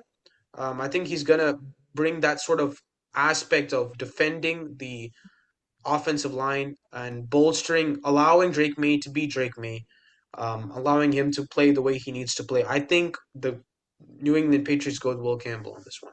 As someone who's got to see Will Campbell in person as an LSU alum, I can very much vouch for how strong and how athletically as his raw athleticism is just off the charts. I got to see him practice before the Vanderbilt game, right in front of me, right. And this is a guy who basically made every other defensive lineman and offensive lineman look like children as far as his stature Yeah. and as far as how powerful he was in those drills. Wow.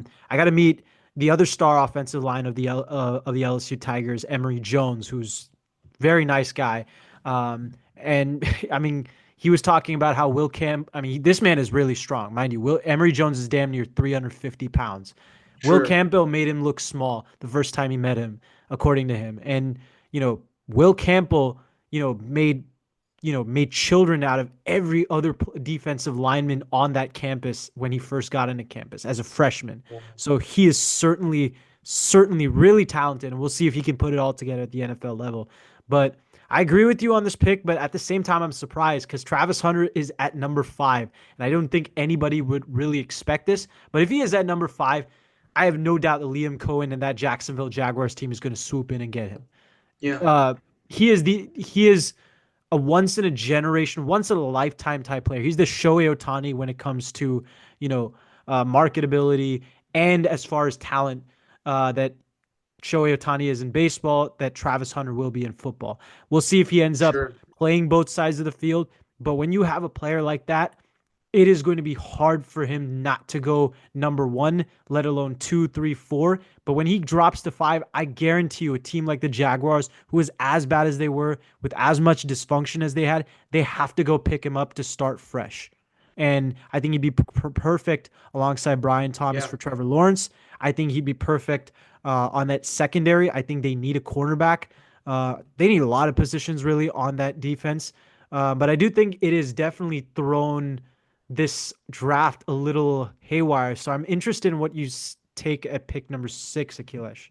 Yeah, so pick number 6 is something that I've been thinking. It's I think honestly, Yash, I'm not surprised Travis Hunter is going at 5, not because of the talent, but just because of what is necessary for those picks if we're not considering trading at all, right? So that's what I personally think. Now at number 6, you talk about Pete Carroll, you talk about a person who, again, I'm not sure if I would go as to say he's a physical type of guy. I'm not sure if I would go as to say to that in terms of a philosophy, but his philosophy is, as far as I'm concerned, is you have what you have and make the best of it, regardless of it being a pass offense, a run offense, or whatever the case is. I believe with the likes of Tom Brady having quite a substantial role in anything that they do in regards to player personnel, coaching from that standpoint, I think if Sam Darnold comes to the Los Angeles Raiders, which or Las Vegas Raiders, and I think it could happen, very well could happen, I think they would go ahead and take Tatura McMillan from Arizona. Yes, I knew you'd pick that, and I like that pick a lot.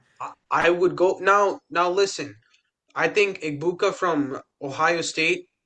Yes, we hate Ohio State, but I would still say that Igbuka is a fantastic receiver. He has a lot of talent, great speed, great hands. But there's just the McMillan. He reminds me a lot of shiftiness, a lot of quick maneuverment off the line, quick off the scrimmage. Can play deep routes very well. Long, rangy receiver, has good hands at the same time. He is the best receiver from this draft class. That's without a question for me. But it's just the way he maneuvers himself around. He can play anywhere. You make him play the X or the Z, or he could play the zebra, the slot receiver. He can play anywhere, right? I think that flexibility is going to be great, especially with the likes of Brock Bowers, right? We already have seen what an incredible season this man has had Certainly. with Aiden O'Connell, who I believe in as a quarterback. With all honesty, I believe in as a quarterback, Aiden O'Connell. But at the same time, I think McMillan just allows a long ranginess for Pete Carroll to apply some type of offense over a certain generation of time. So I think for me, McMillan makes the most sense here. Yeah, I agree with that pick, especially. I think Pete Carroll is absolutely in love with the idea of deep ball receivers no matter what. I think McMillan really fits that bill. I've compared McMillan in the past to a guy like Amari Cooper, especially when Amari Mm, Cooper was with the Dallas Cowboys. I think Carroll likes those types of players. You look at what he's tried to get with a guy who's great as far as deep ball passes, who's also good at making yards after catch. Guys like Tyler Lockett and DK Metcalf. McMillan's not a slot receiver, unlike Ibuka. So But you know I he but I think he could play it though. Yes, he can, but what I'm trying to say with that is that whereas Emiko Bukba is primarily a slot Slot receiver, receiver. Yeah, makes McMillan sense. has more of that versatility. And when you have that type of versatility, I think it's especially important to have a big deep ball game if you want to play in Pete Carroll's offense. And I agree Sure. with that 100%. As far as the Jets go, this is where it gets a little interesting. Mm. We are before free agency, so for that reason, I don't think that they're going to take Mason Graham as much as I would love to see what the Jets would Ooh, look like with interesting. Graham and Quinnen Williams. But I feel like it's more likely that they go and get Mason Graham if um if Quinnen Williams gets traded, which I've heard rumors about that. I don't know if they're true. I don't think that they are true. I would love Yeah, for them to be true and hopefully him get traded to my Niners. won't Uh happen. Reunite with He Robert already Sala. he already saw what happened when you all traded for an all pro. That didn't work out. Come on. Well, at the end of the yeah, I He's a mean, smart guy. He's not gonna make the same mistake twice, let's be honest. it's painful to be a 49ers fan and know that you can get so close to a Super Bowl and lose every damn time to the Kansas City Chiefs. Um, at least we're better than Chargers fans, but moving on. Um, Is it? Is it? Okay, that's yeah, yeah, interesting. yeah, So yeah. what were you guys doing over the course of, let's say, like around half the season after it passed? What were you guys doing? Wallowing in yourselves and crying to sleep? That's what I remember. For every 49ers fan except for me, because I don't drink, they were drinking themselves to sleep, and I was crying on my uh, very dirty dorm room floor in my college. So that's a little bit of a extensive day in the Insight. life of a 49ers fan for you. But as far going back to the Jets, I do think, you know, each defensive coach that they've had, and they've had a lot of defensive coaches over the last 15, 20 years, Mhm. um, usually drafts a player of their expertise as their first pick to really set that identity. I think that pattern's going to continue. I think the Jets could, with Sauce Gardner struggling a little bit over the last year and a half, um, I think that they would want to get a guy who could pair on the other side of him. DJ Reed is a free agent this year. Um, Mm. the Jets don't really have a lot of leeway, especially in this draft, given that offense players are more of a weaker position to go after, a franchise signal caller now that Aaron Rodgers is leaving. Obviously, now McMillan's off the board. So I think why not just make a strength of yours a stronger strength? So to me, they end up going Will Johnson, who I think is this at this current moment, based on the cornerbacks that I've scouted, the second best cornerback in the entire NFL draft. Now, granted, I've still yet to scout a few of the top cornerbacks, so we'll see about that. But this is a loaded cornerback class, and I think Will Johnson holds his own against a lot of them. And I definitely think he's worth being a top 10 pick with his college profile, so to speak. I'm interested. Who do you have ahead of Will Johnson? At this current moment, because well, let me put a phase it like this. I don't have Travis Hunter listed as a cornerback. If he was listed as a Okay. cornerback, he'd be my number one. But my number one cornerback currently, as it stands, is Benjamin Morrison. Yeah. Right. So Okay. That's I've had high hopes on him too. Okay. Now, when it comes to the Carolina Panthers, I'm actually going to go. So for me, the Carolina Panthers, you have to go defensive line here, right? You have a lot of options. You can go with Mason Graham, fantastic defensive tackle from Michigan. Michael Williams, edge rusher from Georgia. The one I'm going to go with is controversial, but I'm going to go with Jace Pierce Jr. from Tennessee, ooh, edge rusher. damn. I'm going to take him. Now, let me explain. Michael Williams and Mason Graham are fantastic, talented, extremely talented players. But the reason why I would go with personally, I would go with James Pierce Jr. is because we think about the Panthers as an organization. They've had the most success when they have a reliable pass rusher, Right. right? You think about any time of period of time, they've always had exemplary pass rushers. I look at James Pierce Jr. and I think this is a guy who's quick, very flag-footed, in the sense that he's always going to be constantly on movement, so he's just ready to jump after. He's not going to be like just flag-footed, meaning he's just ready to bounce, right? That's Right. essentially what I'm saying. Has great hands overall. He lacks strength. I will say that he lacks some sort of strength, but he's so quick that it kind of masses up for it. You look at Tennessee over the past couple of seasons, he's been a dominant force on that defensive line. Now, why Predicted to would be I the take number him one over pick Mason Graham? prior to this year. Early on in the Yeah. year, he was predicted to be the number one pick. I mean, see, now, why would I take him over Mason Graham and Michael Williams? Michael Williams is a great run stuffer. I'm not sure as a pass rusher if he's as good. When I look at specifically James Pierce Jr., he's so strong and so quick, and he's such a good pass rusher. I think right now when you look at the Carolina Panthers, they actually have a decently talented run defense from a defensive line standpoint. The problem that I see is from the edge rusher, they're not able to get after the quarterback as quick enough, especially after the release of I forget his name, but he's on the Giants now. Um, but when I look at James Pierce Jr., I think he's going to fill that void in. You look at Mason Graham again, an inside, extremely good run stuffer. I'm not sure as a pass rusher if he's as good, but extremely great run stuffer. But I don't think that's what they need right now. I think they need a guy that can get after the passer and just sack the quarterback relentlessly. Yeah, it's a very interesting pick, but I do like it in the sense that I think that the Panthers like that power speed combination, especially with the fact that their defense coordinator is Ezra Rivera. We've seen that from him in the past. So I do think that I don't hate that move whatsoever, and it's going to be interesting to see how James Pierce Jr.'s draft stock is affected by his combine performance so far. As far as number 9 goes, this one is probably the more interesting one. I come down to 3 players, and they're the top 3 players on this draft board. Those being Mason Graham, Ashton Jenney, and Michael Williams.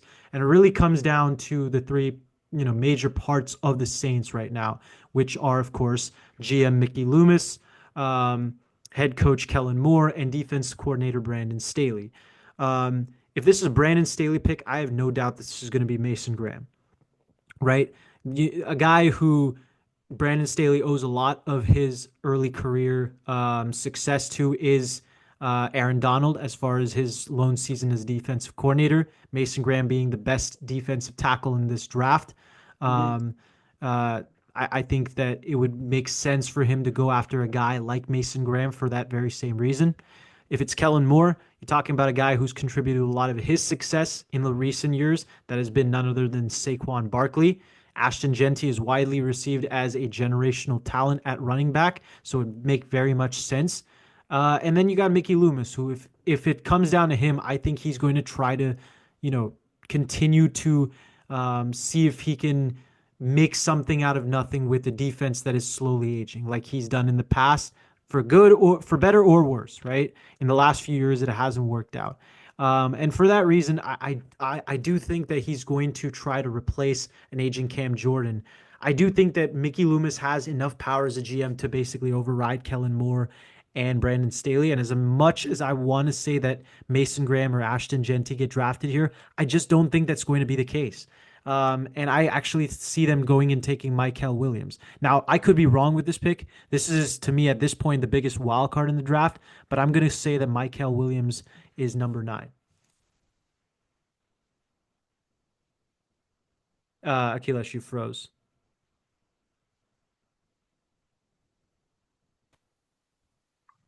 Hello? Oh, Yep. you're back now. You're back now.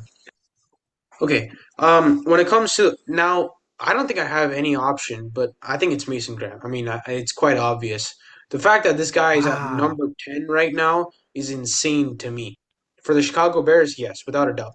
You look at the Chicago Bears, they have a talent. I would say they have a decently talented linebacker class, a decently talented defensive back class. They don't have an interior pressure that you need from a defensive line, and Mason Graham's going to bring you all of that. You look at the Detroit Lions when Dan Campbell started. Every successful organization starts in the trenches. And for me, Mason Graham fills that void into starting in the trenches. So I'm not going to give the Niners the liberty of taking Mason Graham. So the Chicago Bears will take Mason Graham. I think if this is the situation. Now, personally, Yash, I'm going to disagree with you on Michael Williams. I don't think Mason Graham's going to pass the Saints. But if in the case they do, Mason Graham's going to go to the Bears. Yeah, I mean, again, like I said, I could be completely wrong about the Saints pick. Um, I'm honestly shocked you didn't go Ashton Genty with the Bears. I do think with a guy like Ben Johnson being their head coach, we've Hmm. seen them draft a running back out of absolute surprise at pick 12 in Jameer Gibbs, who But turned out to be really you gotta good. remember though, Jameer Gibbs is not an Ashton Genty. I look at Ashton Genty as this. This is a guy who's gonna be an I formation. I'm gonna run at you right in that A gap, and I'm just gonna hit a bunch of heads, and then I'm gonna go. I don't. You know what, Yash? I'm actually prepared to say this. I think Ashton Genty is slightly overrated. I think he's slightly overrated. I mean, I get it. 2000, he was nearly just shy of Barry Sanders' record, but I don't know how it will translate to the NFL. He's not insanely quick. He's not insanely quick. He has a lot of strength and power to him, but he's not insanely quick right off the ball. He takes his time. He didn't go up against the best of opponents. So let's also remember that. And we remember against Penn State, yes, he had over 100 rushing yards, but look at the yards per carry. I think it was around 3.8 to 4 yards a carry. Is that going to be sustainable in the NFL? You also have to remember Boise State was running off of a single play, which was Ashton Genty run the ball, right? Because don't get me wrong, Ashton Genty is an amazing player, but we shouldn't be talking about him like he's a Barry Sanders level when we're putting him into the draft. Now, the reason why I don't think Ben Johnson will draft him is because he's not his type of running back. Ben Johnson already has in place, what's his name? Um, DeAndre Swift. DeAndre Swift, who is a Ben Johnson type of running back, as is the likes of, what's his name? He just got injured before entering the playoffs. Forget his name. He came from the Bears too. He was Oh, a David Montgomery. Yeah, yeah, yeah. David Montgomery. I look at the Bears running back right now as that.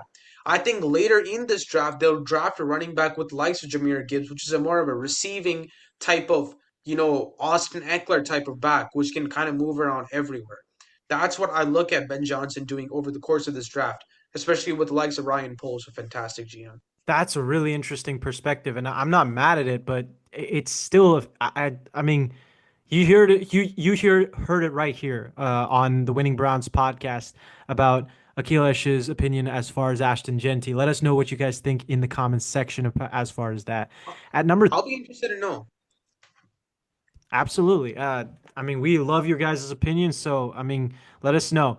But at number 11, we got the San Francisco 49ers. And you put me in an interesting perspective by not allowing the Niners to go after one of my favorite Michigan players, Mason No Graham. way.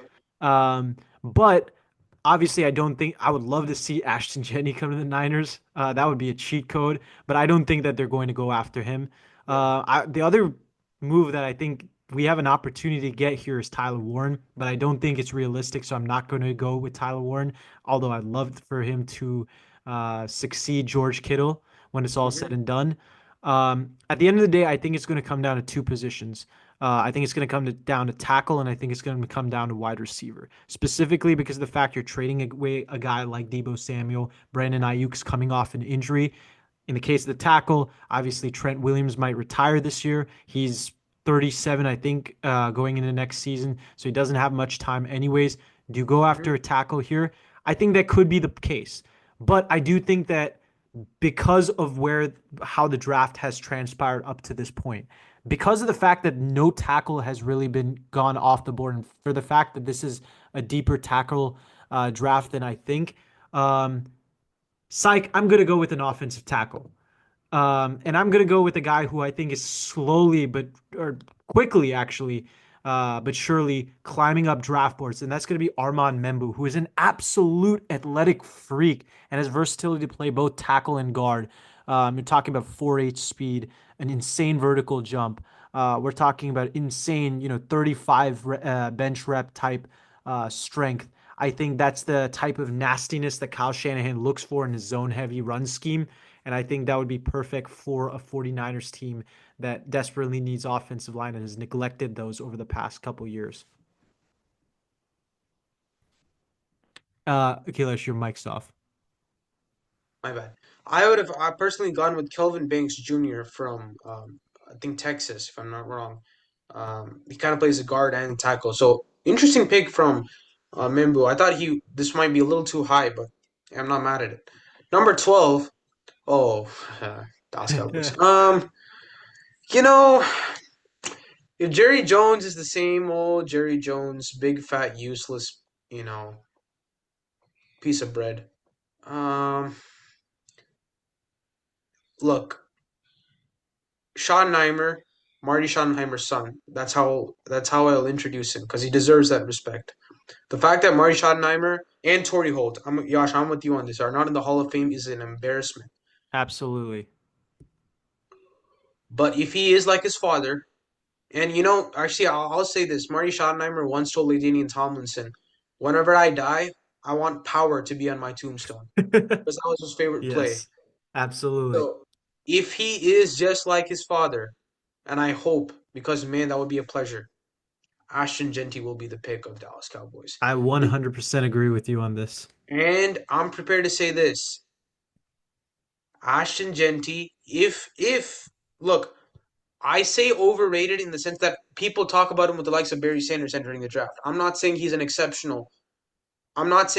an exceptional back. He is, but he's not a Barry Sanders level coming in. But this guy could be the Emmitt Smith that the Cowboys need to go all the way.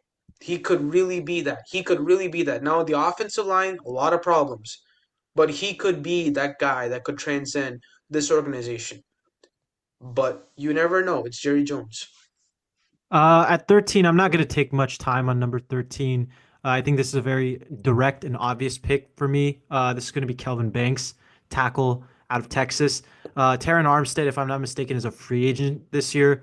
The Dolphins have not been good at drafting offensive line, anyways. They need a guy who can really be a plug and play type guy, and I see Kelvin Banks being exactly that at 13.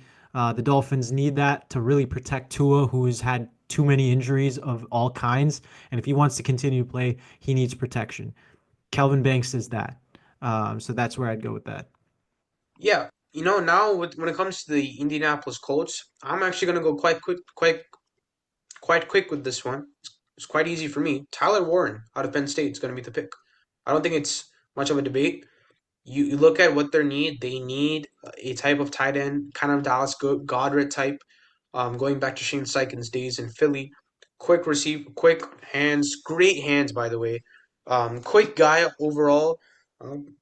Kind of big. He's not the best run blocker, but incredible speed, incredible duration of time, stability, everything. I would say he's the best tight end in this entire draft class.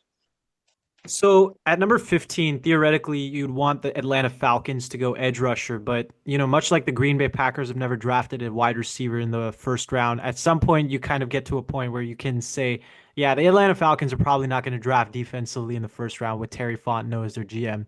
I think they're going to go an offensive player as much as I don't think they need one. I think they're going to go Luther Burden, a slot receiver, to give Michael Penix yet another weapon to work with and make his job as easy as possible, transitioning from Kirk Cousins into that signal caller spot. I think now with the Arizona Cardinals, I think they do need to boost their offensive line. When you just look at everything else, I'm gonna go Tyler Booker out of Alabama. Good inside guard, very talented overall. I think he fits the scheme that this team needs.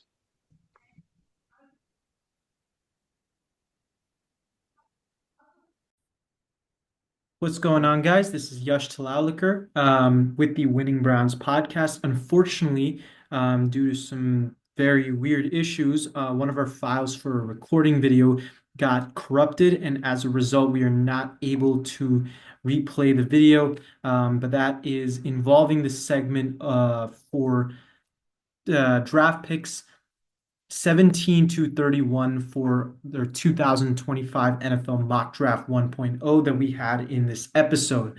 For that reason, I will just be summarizing the players that we ended up picking. That would be number 17, the Bengals. We had Jalen Walker going to Georgia. At number 18, Akilesh had Mike Green, edge rusher out of Marshall, going to the Seattle Seahawks. At 19, as a replacement for the likely to retire Levante David, I had the Tampa Bay Buccaneers selecting Alabama linebacker Jihad Campbell. At 20, Akilesh had the Denver Broncos making a strength even stronger by adding safety Malachi Starks to ensure the backfield. I had at 21, the Steelers picking their successor to Cam Ward, none other than defensive tackle Derek Harmon. At number 22, we got the Los Angeles Chargers. Akilesh had them selecting Colston Loveland. At 23, I had the Packers selecting Jahdae Barron. Fall 223, an absolute steal. 24 and 25, we saw two straight offensive tackles go off the board, those being Josh Simmons to the Vikings and Cameron Williams to the Texans, respectively. At 26, Akilesh regretfully later on in the draft picked Gray Zabel to go to the Los Angeles Rams. At number 27, we got the Baltimore Ravens picking Benjamin Morrison, cornerback out of Notre Dame. The 28 pick going to the Detroit Lions, going to Shamar Stewart, edge rusher out of Texas A&M, bolstering already a strong pass rush that includes the likes of Aiden Hutchinson. At 29, the Washington Commanders recreating the Legion of Boom with Nick Amanwari, safety out of South Carolina.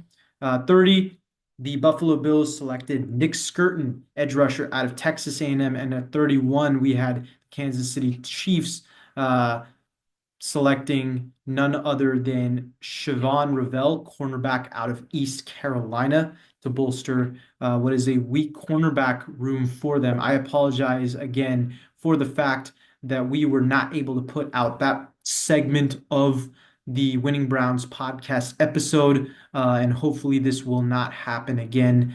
But again, I apologize about that. Sorry, guys, that was a complete brain fart on my end. How do you improve an Eagles defensive line? That's probably the best defensive line that we've seen since, I don't know, the 70s Steelers.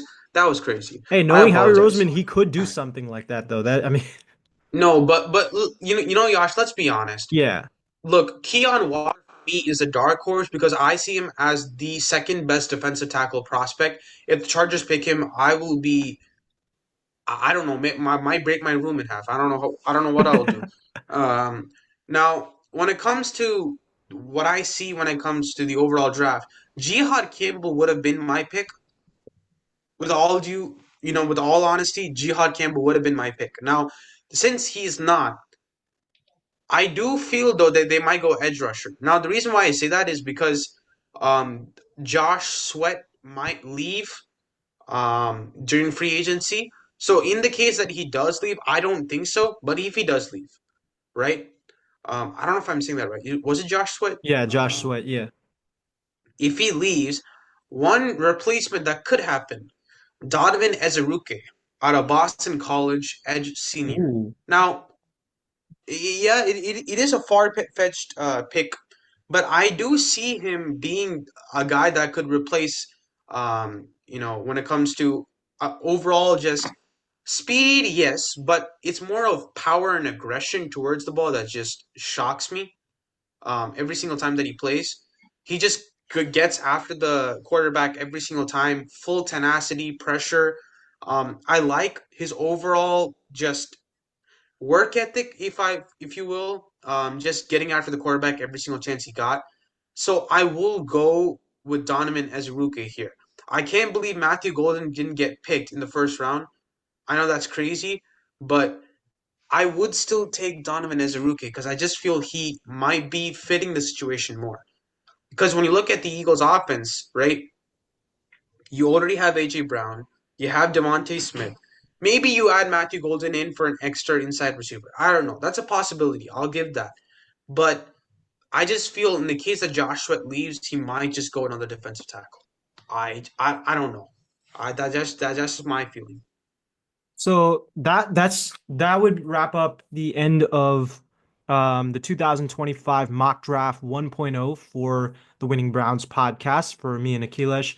It started off obviously with Abdul Carter, the two quarterbacks going off the board. Surprisingly, Travis Hunter fell down to pick 5. We went with a few surprising edge rush picks at 8 and 9 with James Pierce and Michael Williams. Mason Graham fell to pick 10, which I don't think is going to happen in real life. Um, Yeah. but that would be unbelievable if it did. Armand Membu, who, like we said, has been screeching up draft boards, goes at 11 for my Niners. Ashton Genty goes at 12. Tyler Warren goes at 14. We go on a we go on a tear of defensive players pretty much Yeah, from pick 17 onwards. A few offensive tackles go off the board from 24 to 26. Akilesh and one of our favorite players in this entire Benjamin draft, Morrison. Benjamin Morrison, goes to the Baltimore Ravens, adding on to their long history of fantastic defensive backs. Washington tries to recreate the Legion of Boom that the Seahawks had Yeah, with adding Nick Amanawari and a wild card at 32 with Donovan. Say his name again because I do not know how to pronounce it still. Donovan. I believe it's Donovan Ezeruke. Ezeruke. Yeah, I'm gonna have to learn that name prior to the draft. I'm sure I'm gonna have to say that name a lot during the live stream. Um, but that is our 2025 NFL Mock Draft 1.0. We will have Yeah, another one prior to the NFL Draft in April. Stay tuned for that episode. But that will be it. Other than that, as far as this episode goes, thank you guys so much for watching. I would like to, before we finish the episode, share that the Winning Browns podcast is now going to be officially on Spotify in the next coming days. Um, so that is a huge achievement for us. We've been trying to get it cleared for a little bit. Honestly, I don't know why we didn't get it cleared prior because we are yeah, a kid-friendly podcast. Um, but for the most part. hey, for the most part, yeah. But hey, I mean, we finally got it. No complaining here. And we're excited for what the future holds as far as that. But thank you guys so much for watching today. Please remember to like and subscribe. Please remember to check out our video on Spotify or as far as the podcast goes. And we'll be back very shortly as far as another episode. Till next time.